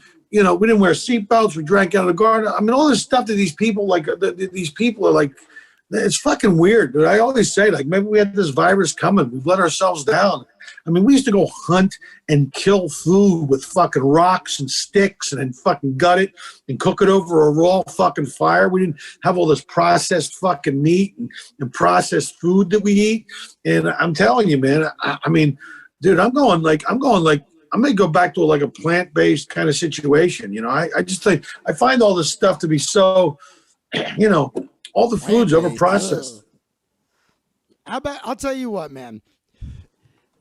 If I'm never going plant-based, nothing. But if I really wanted to tap out, I would move to like Alaska or something and become one of those subsistence living people, you know? Yeah, live off the land. That's great. I mean, you know, you could do that. I mean, you could grow your own fucking, have a little herb garden with some rosemary and some basil and shit in it. And while you're cooking, you can go get that fresh shit out. But I mean, I love to cook, man. I love to cook my own food, and I love to make it from fucking scratch too. I mean, I also love, you know, LA groomed girls. So it's like, you're not going to meet a lot of women there out in the wilderness. So you have to have really tapped out. Like if I was John Wayne Bobbitt, oh, that poor bastard. Did you see that he might lose his foot?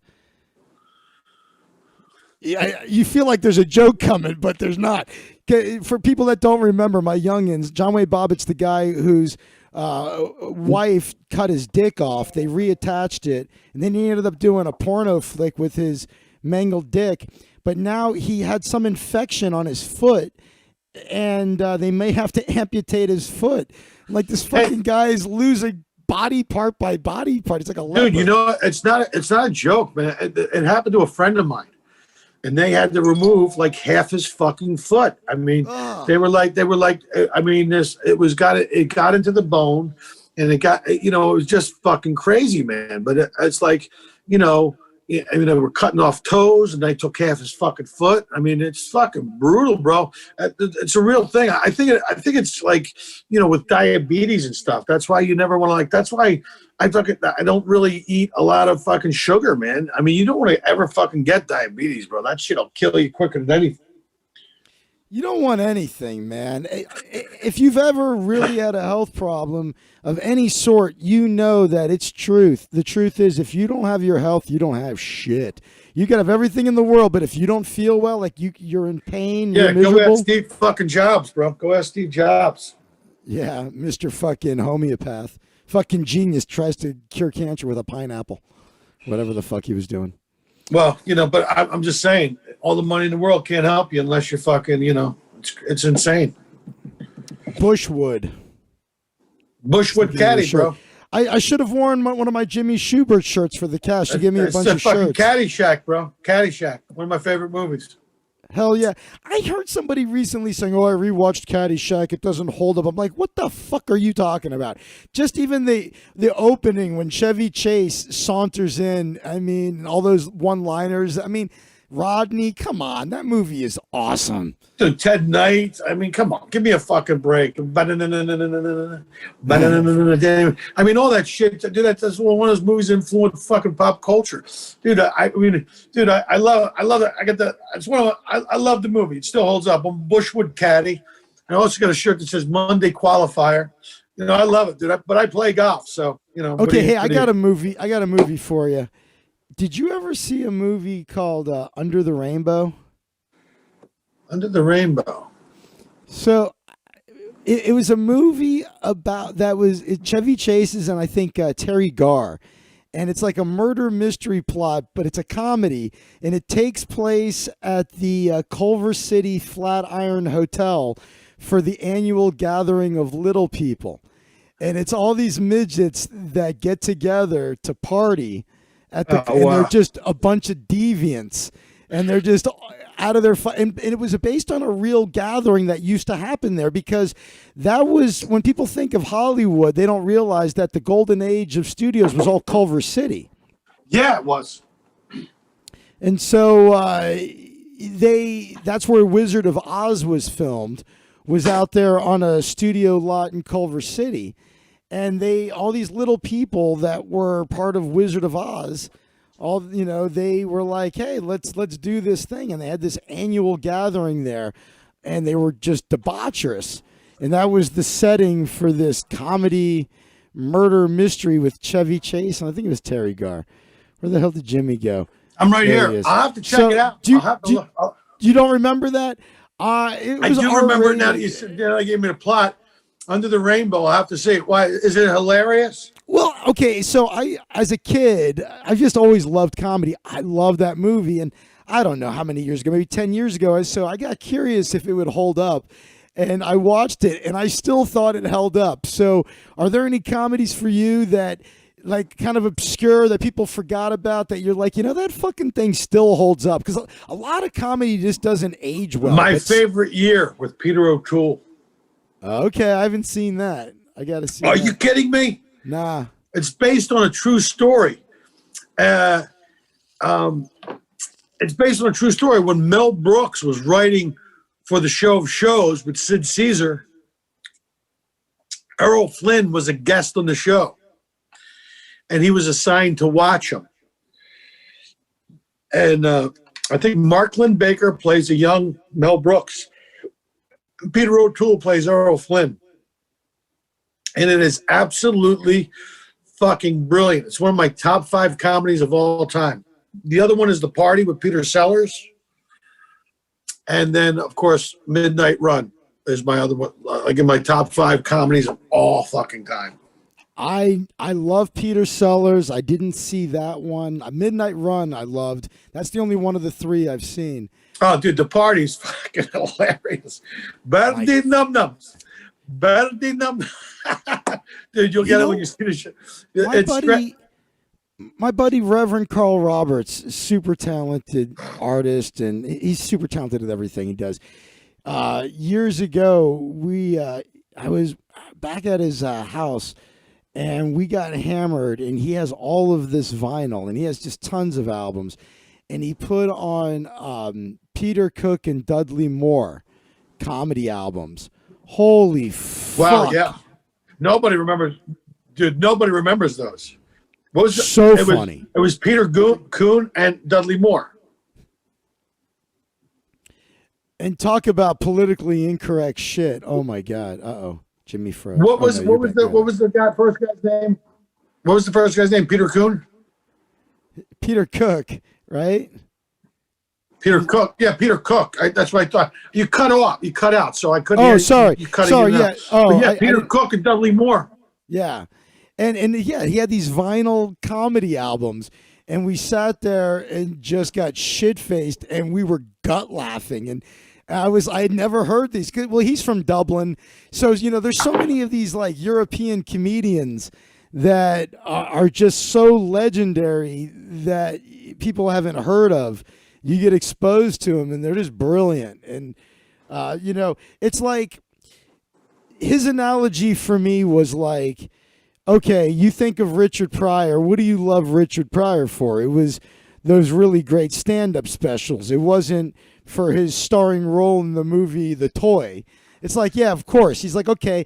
He's like, growing up in Dublin, he's like, that's the way Dudley Moore. Yeah, but some of his work, him and Gene Hackman were great together. Oh, no, Stir Crazy and all that. Yeah, but I'm just saying he was making the analogy that, like, he goes, that's what Dudley Moore is for a lot of people in the UK. We knew him as partnered up with Peter Cook doing this really, like, politically incorrect comedy. And Americans know Dudley Moore because of Arthur. He's like, Arthur's a great movie, don't get me wrong, but it's not the way, we think of Dudley Moore first. Just like, yeah, but you're right. And you said Gene Hackman, you meant Gene Wilder, right? I'm sorry, Gene Wilder. Yeah, my bad. Stir Crazy. That was one of my favorite movies as a kid. Dude, I mean, you couldn't even make those movies today with the current climate. That's what like a show like All in the Family. You could fucking never make that today. I mean, it's funny because we've taken ourselves way too fucking seriously as a species. Married with Children. What's that? Yeah, but I'm just saying, that's why people from our generation have a very developed sense of humor because nobody took themselves seriously. I mean, you mentioned what was that Little League movie, the Bad News Bears. I mean, dude, how politically incorrect was that movie? I mean, so, but I'm just saying, it's weird. We're probably more woke and aware of them because we all had a sense of humor about things. But now everybody's taking themselves way too fucking seriously. It's a fucking joke. Yeah, it's a bummer, but I think you're right. I think, here's the one thing that concerns me. I think there's always going to be a place for outlaw comedians. That's what makes you an outlaw comedian. You were you were one of the original outlaw comics, and that was what always attracted me to comedy. You were talking about your favorite being Carlin was one of my favorites. For me, my Mount Rushmore, I got to put Lenny Bruce on there because without him, Jesus, he was like the Jesus of stand-up comedy. He literally got murdered by the government for stand-up. And in my opinion, he kind of died for everyone's sins to be able to go on stage and say what you want. And then there's George Carlin, who took words you can't say on television right to the Supreme Court and won. So it's Carlin and Pryor, or Lenny Bruce, and then Carlin Pryor, and then I would say, I love Rodney Dangerfield, Jackie Gleason, Sam Kinison, Bill Hicks. Well, those are my two. I was going to say it'd be Lenny Bruce, Carlin, Bill Hicks, and Kinison. That'd be my Mount Rushmore. Yeah, right but not a lot of people know Gleason used to do stand-up comedy at one point. I mean, I just like his bigger-than-life personality. But comedy is art, and it's subjective, and what makes other people laugh doesn't make other people laugh, and so everybody has their favorites, and everybody likes what they like, and that's it. So, but but you can't create art by saying, well, you can't say that. I go, I believe I can. It's my First Amendment right. You have an opportunity. It's like people get upset about shit they see on the internet. That's like walking down the street, and instead of walking around the dog shit, you choose to step right in it, you dumb fuck. Keep scrolling. Hey, why don't you go make another TikTok video, you useless, shallow, vacuous fucking twat.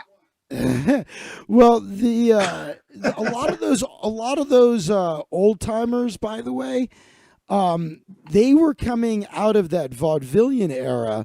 So like a guy like Jackie Gleason legitimately was a good pool player. He legitimately could shoot pool. He could tell jokes.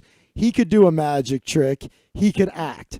Even somebody like Mae West, she could deliver these great lines and, have all of this style and be have this over-the-top persona. Well, yeah, because you're right. There were vaudeville guys, but they also went on to pioneer radio and television and movies as those mediums developed in like the 30s and 40s and 50s and Sid Caesar was doing live TV, bro. They were doing live television. Ernie Kovacs did 14 hours of live television. I mean, we're talking about live television, about 14 hours a week.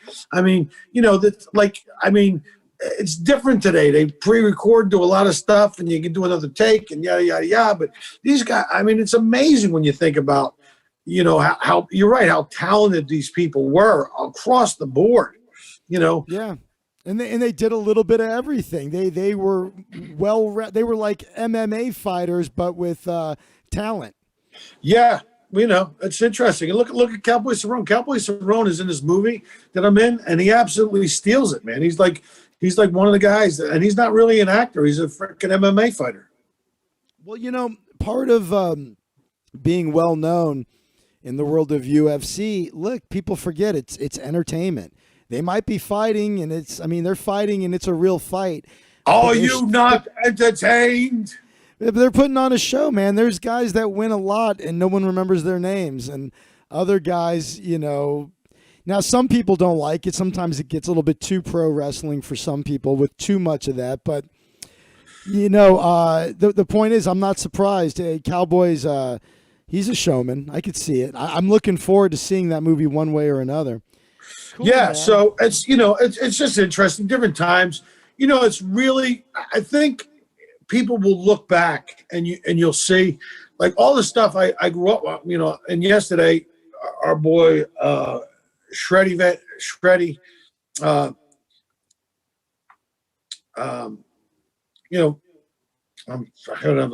having a senior moment. Eddie Van Halen? No, I'm sorry. What? We're talking a comedian or who? No. The guitar player, bro, the rock and roll guitar player. I'm having Eddie Van Halen. Eddie Van Halen. I mean, Jesus, dude, that guy. Like, if you never saw them live, like, I mean, Tom Petty's gone, Bowie's gone, Prince is gone. Yet Keith Richard thrives. Joan Rivers. No, but I mean, Joan Rivers. I mean, Don. If you've never seen like these fucking people, you should fucking see people, because who the fuck knows? I mean, dude, that's like Eddie Van Halen, dude, this guy was a fucking rock god, dude. He created some fucking huge shoes in fucking music industry, and they won't be filled anytime soon. I mean, that guy fucking changed fucking rock and roll, man. I mean, he was as close as you get to a fucking guitar god. And dude, and that was the soundtrack to my fucking youth. So, I mean, God, man, you go, it's unbelievable, bro. Unbelievable. What was so fucking weird about that is the day before he died, I was randomly talking about how when I was 10 years old, for my birthday, a kid in my class as a birthday present, me and a friend, our birthdays were 3 days apart, and he gave us both cassette tapes, and my friend got something it was good, but it was not. But the other one was Van Halen, 1984. My friend got, like, I don't know, Journey or REO Speedwagon. It was fine, but I fucking wanted this Van Halen, and I was so fucking thrilled. And I still have that cassette tape from that album, 1984, and I was 10 years old. I was going on a whole rant about how much I loved Van Halen, how much people have no idea how great the 80s and 90s was, how great things were before 9/11. And then the next day, I'm doing my cast live, and while I'm doing it, it's announced Eddie Van Halen died. I was like, what are the fucking chances that I just coincidentally, I don't just go on rants here about musicians like that. I spent like an hour talking about how much I loved Van Halen, and the next day, Eddie Van Halen dies. It was so crazy. But no, Van Halen was awesome. And one of the things that concerns me is nothing has ever been the same since 9/11. The 2 years prior to COVID were the two best years of my life that I've ever lived, bar none. Now with COVID, I'm back on track. Things are opening up again. I feel like things are very slowly returning to normal. However, my fear is, even if they were to find a vaccine, even if we got rid of this disease tomorrow. Let's just pretend we could snap our fingers and COVID was magically gone tomorrow. My fear is that we were already living in a post 9/11 world. Now it's going to be a post COVID world where we lose more rights that they never give back to us. And I just feel like there's a precedent being set here where we're just losing more and more of our individual rights. It's Well, you know scary. what? That's what's happened. You've been conditioned to give up all your rights. And look, man, like you said, if you're healthy, and then go out and live your fucking life. And the thing that Trump said the other day, I thought was one of the most presidential things maybe he said ever was, don't fucking be afraid of it. Don't be afraid of your life. I mean, we're social creatures. Don't be afraid to visit your family or spend time with your friends. I mean, fuck it, man. It's like, this is what makes us who we fucking are. I mean, look, if you get it, you get it. I mean, you'll get better. You're not going to die. Some people aren't dying. If you have pre-existing conditions, then stay the fuck away from everybody. But if you don't, go live your fucking life. Here's the other thing. There's too many people that did everything the so-called correct way, and they still got it. Yeah, exactly. People that never left their apartments, and then they turns out the COVID made it through the air ducts in the building, and everybody in the building got it anyway. So, I mean, it just seems like it's inevitable. Everybody's going to get it one way or another. And look, it's good if you haven't gotten it and you've delayed it. It's better to get it now than it would have been 6 months ago because they know more about treating it. But I think it's time to maybe just accept this as part of life, the way we accept that sometimes people die from vending machines landing on them. Yeah, so we got to get back to normal. That's what it is, dude, and people got to do what they got to do to get through this and to get back on with their fucking lives. I mean, I don't, but well, I know this, that if people want to take a break from all of this shit, there's nothing better they can do than to follow Jimmy Shubert on Instagram and Twitter. Check out his, he uploaded the magic routine. I'm going to watch it. It's a dice thing. I'm going to check it out myself. We could watch, you want me to watch it now or should I watch it later? No, watch it now. I want to hear what you think. Here, let me play it for the people. Let me. All right, why not? Sure. Let me play it for the people. Go out on a magic trick. Let's see here. Let me find this. And check out, go to jimmyshubert.com. You can rent or buy his stand-up special. You can, there's the audio version, there's the videos, all kinds of shit. Just go to jimmyshubert.com. And I'm doing this Instagram situation on my desktop. There's a search. Shubert. So we've watched him. You got a blue check mark on Instagram? Yeah, bro. God damn, you're like a real star. Look at that. You got almost 23,000 followers. Yeah. Fucking look at you. Jimmy Schubert's like a fucking, sometimes I forget Jimmy Schubert's actually like a celebrity. You get used to hanging around him. You hear him, fucking, let's see, dick pics. Where is this thing?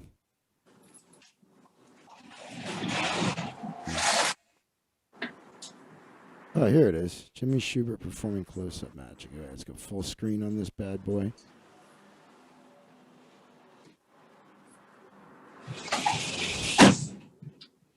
The view. Yeah, it's also up on Twitter, too.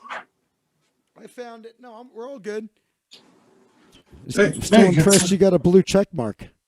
Yeah, pull it up. See it. A quick history lesson about the shell game. This game can be traced all the way back to ancient Greece. In fact, there are several paintings from the European Middle Ages that depict this game being played. And back in the 1790s, this game was called thimble rig because it was ordinarily played with little sewing thimbles, which were later replaced with walnut shells and a little sponge pea.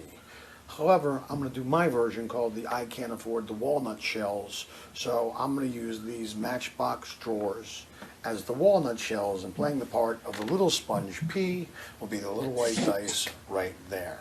Now, basically, the ideas and principle of this game are the same as they've always been. The dice is placed underneath one of the boxes are then shifted around, and you have to follow where the dice goes.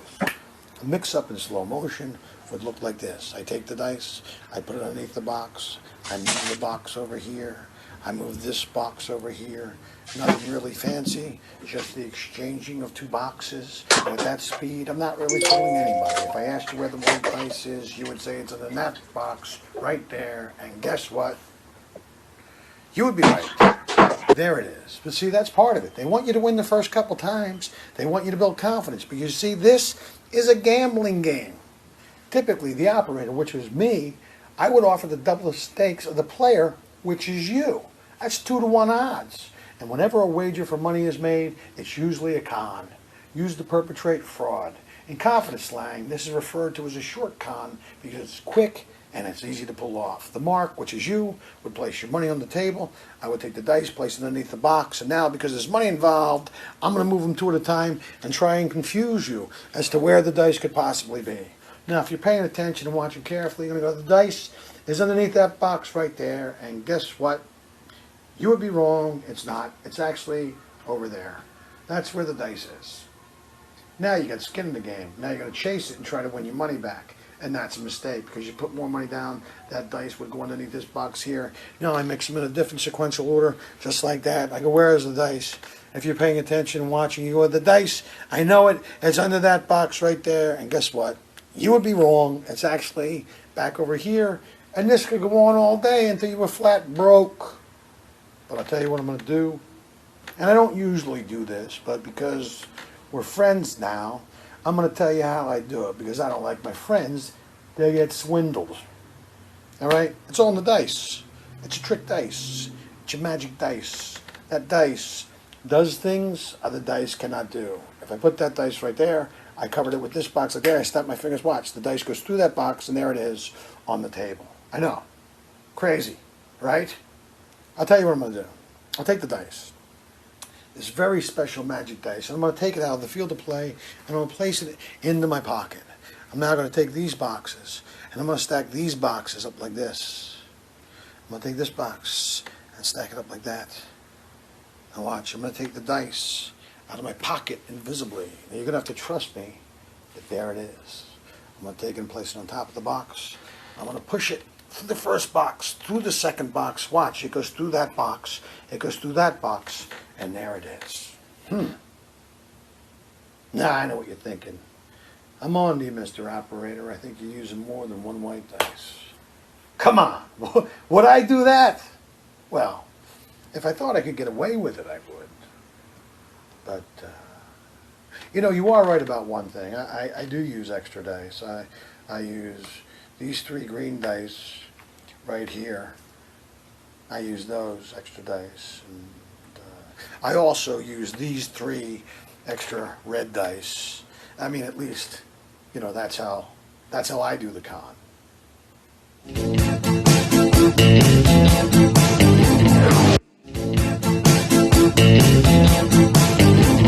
A quick history lesson about the shell game. This game can be traced. That was awesome, dude. I was. Did you like that? Yeah. I had to hold on a second here. I just had to unmute you because I realized I did learn something though. I don't need to actually mute you in Zoom. I could just shut you off on my little audio mixer. But the point is, I wanted to make sure that because you were like doing dishes or whatever, I want to make sure people could hear you. So anyway, sorry. I thought it was brilliant, man. I thought that was great. And Jay Smith loves it. He says, I love magic, Zach. If you did magic reaction videos, you'd get an audience. I don't know what a magic reaction video is. Well, people watching a video and then reacting to the video. So it's like a split screen. Magic. So one of the things I'm going to do is Jimmy No Ring Shubert is giving me a magic table because that's the kind of friend he is, and I'm going to set that up, and I'm going to have an extra camera set up so that I can start doing virtual magic shows, but also I might throw in a trick as part of my stream from time to time. But I don't want to sit there and watch other magic videos and react to them. You know what, Jimmy? I've been talking about this a lot, and we'll wrap up here in a couple of minutes because we've been going a couple hours. But I don't want to keep you all day. I know you got golf to play. You got things to do. Well, yeah. I don't like all of this weird meta kind of stuff where I've noticed there's a lot of YouTubers, their show is doing commentary. Like I literally, this one, I really saw this. A guy doing commentary on a guy doing commentary on another show that was doing commentary. I was like, how about you just come up with your own ideas and create your own content? So Yeah, that's well, all that's it. I mean, you're taking a fucking easy way out. You're taking the easy way out. You're doing commentary on a guy's commentary. It's like, because you don't have any original thought. It's like, guys who do that kind of stuff, like critics especially, they're like eunuchs at a gangbang. They can't do it themselves, but they can criticize it. And there's a lot of underqualified fucking critics out there. You know what I mean? So I mean, I love it. That's probably the perfect way to end. A lot of unqualified critics out there. The people who are qualified to be critics that do it professionally are the least critical people I know, generally speaking, because they don't give a fuck. There comes a point where this is what you do professionally. It's as Stephen Pressfield talked about in his book. There's a chapter titled Turning Pro, and he had a follow-up book to The War of Art called Turning Pro. And it's basically, at some point, it just becomes your job. It's not your identity. So you don't get you don't care what other people are doing. You're just doing your what you got to do. You're just trying to be the best you can be. Yeah. And most people that are doing that are just minding their own fucking business anyway. It seems to me like a lot of problems created in society are created by people who just can't mind their own fucking business. Their own lives are shit. It's like anything else. It's like, I said this earlier. I would love to see a lot of these people go through the same scrutiny they put Donald Trump through for the last 3.5 years. I'd love to see people. I'd love to see guys like Schumer and have people like go through that same scrutiny. You'd be in a lot of fucking problems. And I don't give a fuck about Donald Trump's tax returns. He was a fucking billionaire that became a public servant. I want to see the tax returns of a public servant who became a fucking millionaire. Let's see those tax returns and see what they fucking look like. Listen, I just think, we're all getting fucking played here by the fucking media, by everything, bro. And you are about to see the level of scumbaggery from these fucking people. It's okay to fucking frame up a duly elected fucking president. Like, that's okay because you don't agree with the guy politically. You can frame him up and try to fucking ruin General Flynn's fucking life. I mean, the stuff I've been seeing, it's absolute scumbaggery, bro. You're not getting an argument out of me, Jimmy Shubert. I love you, though. I love you too, buddy. Man. I really appreciate you for doing this. Thank you so much. The great Jimmy Shubert. And we'll see you Friday, bro. I got a couple things for you, so we'll see you Friday. Go to jimmyshubert.com. Follow him on Twitter. Follow him on Instagram. Have a beautiful day, pal. I'll talk to you soon. You too, man. Peace out. Bye-bye. All right. And for you guys, real quick before I get going, before I wrap all of this up, I'm going to go ahead and I'm going to leave this video up on YouTube. This is obviously a live stream we just did with Jimmy Shubert. What I do now is I go live noon, Monday through Thursday, high noon, get high with Zach at high noon, Monday through Thursday, Pacific Standard Time. And I go live at noon, and then after I go live, the live cast immediately goes behind the paywall in my fan club at zachwaldman.com/fans. I would love it if you would join. It would mean the world to me. The names scrolling along the bottom there, those are people who are members of my fan club. If you become a member of the Zach Waldman fan club, I will add your name to that little scrolling thing on the bottom there, the scroll on the bottom, and I'll make a little stinger for you like I made for Liz and other members. So every time you're in the chat room, you get a special greeting. And of course, you get a lot of stuff in the fan club other than access to the live streams. You get access to me teaching you magic tricks, teaching you bar bets, and also exclusive casts that are only available there. So I provide tons and tons of value. It's not complicated with all these different pay scales. It's just one fee. It's $5 a month or $50 for the year, and you get access to all that stuff. And I would love for you to join the fan club. And if you can't afford the $5 a month, by the way, I teach you how to win bar bets. So if you just win one bar bet a month in the form of a free drink, you've more than paid for your membership. But if for some reason you don't have the $5 a month, there's other things that you can do that are completely free to support me. For instance, you could subscribe to my YouTube channel. You could hit the little notification bell and choose all, so you know when I upload a video and I go live. You could hit the thumbs up button right now if you're watching. I would appreciate that very much.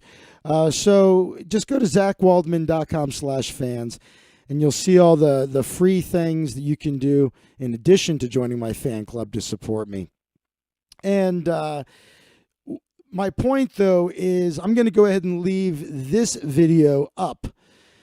Even though this is a live video and this would normally go immediately behind the paywall, Jimmy Shubert's so fantastic, and I figure this gives people a sample. So if you want a sample of the kind of content that's available behind my paywall, here it is. This is a live stream that normally wouldn't be available. Leaving it up here as a sample, like back in old school HBO days when you only had basic cable, and they would go, we're going to let you watch HBO for free for a weekend. And it would be unscrambled. And it was like, Christmas has come early this year. Free HBO for a weekend, you know. I'm not leaving the TV. Anyway, so this is a little free live stream for you. There's tons more in the members area. Let's see. Today is Wednesday. So I will see you tomorrow afternoon, high noon, Pacific Standard Time, for another live cast. I might have a guest on tomorrow as well. I'm thinking Miss B, if she's available. I owe her a cast. And then, of course, Friday, 7 p.m. Pacific Standard Time, fireside conversation with Juan. That's the new theme. No more agenda. Juan and I are just going to talk. We feel that might be the way we're most entertaining. We had a powwow about it. So no more weird news with Juan. No more agenda. No agenda with Juan and Zach. Fireside chat with Juan and Zach. A very intellectual discussion of when it's okay to, hit a woman back. Things like that, I'm sure. Very, very highbrow comedy involving dildos. And I'm sure Hitler... For some reason, there's always a Hitler joke when Juan's around. And look, I'm guilty of the same thing. Lastly, I got to get better about this, and incremental improvement, my friends. But I did finally upload a new video to YouTube. It was my attempt at kind of merging satire with truth and comedy. Let me get a link to my own video. But if you just go to my YouTube channel, zachwaldman.com/YouTube, if you look at my channel, you'll see the videos I've uploaded. But what the heck, since we're talking, I'm going to go ahead and get you the direct link for it while we're here. It actually has more views than I thought it would, because it's not a It's not a trending topic. It's just a silly idea I had, kind of an Onion-esque premise. So check it out. There's the link, basically. It's all about how California has decided it would be cheaper to put all of its homeless on cruises, on cruise ships heading nowhere, than it is to house them. So that's the premise. California puts all its homeless on cruise ships to save money. But there's actually some fact in it, in the sense that the cost of building individual housing units in Los Angeles in some cases has been as high as $750,000 per unit. The average cost being $530,000 when they were supposed to be $330,000. So massive cost overruns, and so that part of it's true. And it's true that Florida is kind of like a morgue. So I would love it if you would watch it and share it and hit the thumbs up button on my YouTube video that I did. I'm going to be doing a lot more of those. Maddox is the head of the Madcast Media Network, which I belong to. And he sent me a message right after I uploaded it at like 2 in the morning going, your videos are getting better, man. This was solid. And Maddox, as we all know, is a goddamn king and a god pretty much. Who's better than Maddox? I got to have him on here. Now that I got my shit together with it, I should have Maddox on. Who's better than Matt? If you don't know who Maddox is, go check him out. He's another legitimate celebrity. But thank you guys so much for watching. I hope you enjoyed having Jimmy Shubert on. Go check him out at jimmyshubert.com. And he's such a fucking amazing guy. You're not going to find a person in the world that has a bad thing to say about Jimmy Shubert. He's helped so many comedians. He fed Bobby Lee when Bobby Lee was living in his car and hadn't eaten for days. Bobby Lee has talked about that on his podcast.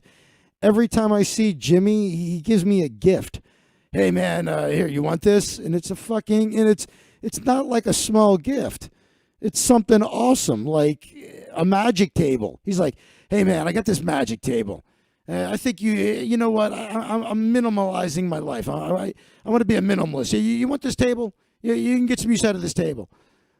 Fuck yeah, Jimmy. I want a magic table. Thanks, brother.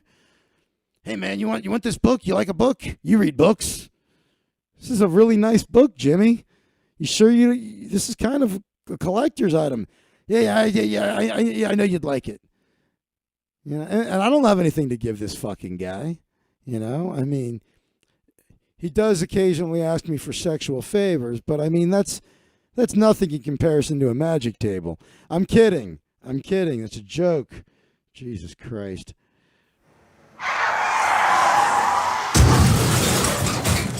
All right. I'll see you guys tomorrow at noon. I love you all more than chocolate cake. And as is the norm, I'll play you out with a little Reverend Carl. Hope everybody has a great rest of your day.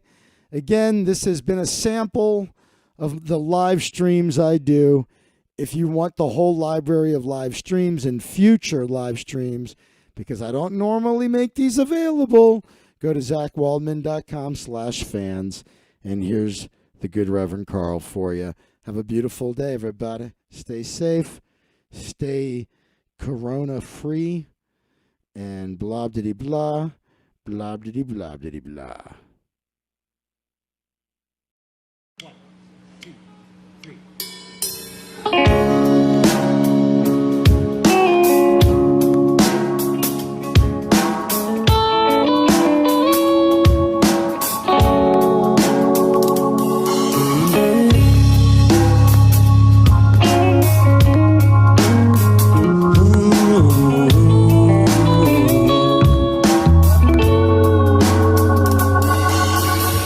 It's 2 a.m., 14 below, it's closed. My work is done, but I'm feeling low, and I wanna play the night away, the night away. I can't stand to be alone. I gotta bring over some people to fill up my empty home. Yes, I do. Yes, I do now. I'm having a party, having a party, having a party. I'm having a party, people. And a party, people. Well, well, well. Put out the word to the chosen few. I got the SMC, my friends. Bring your choice of brews, your choice of brews. The balls is on and the mood is set. The candles burn as the turntables turn by the TV set. Yes, they do. Yes, they do now. Having a party, having a party, having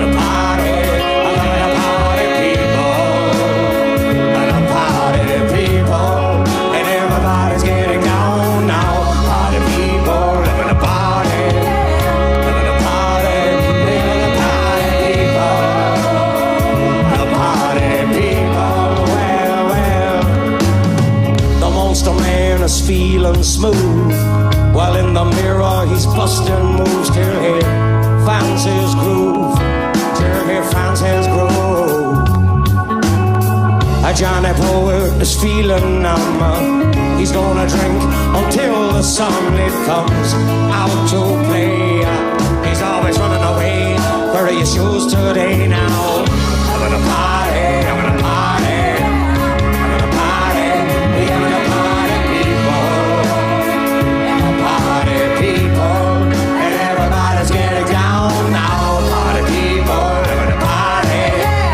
Having a party. We having a party, people. And a party people.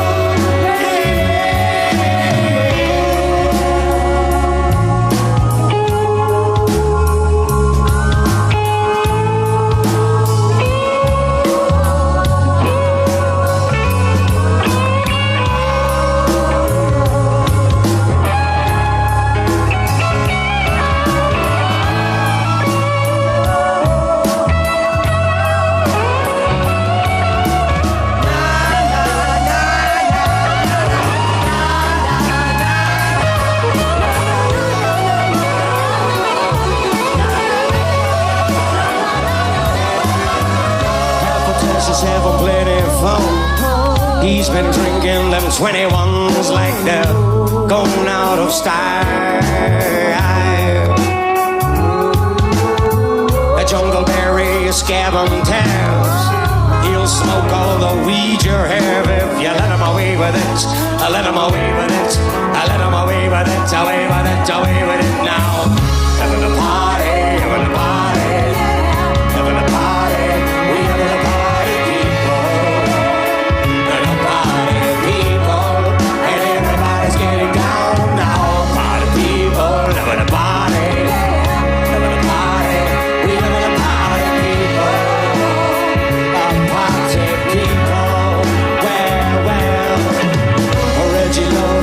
Dressed in plain, he'd like to bop the night away, cause he's come a long way from that Ventura County girly girl by the telephone.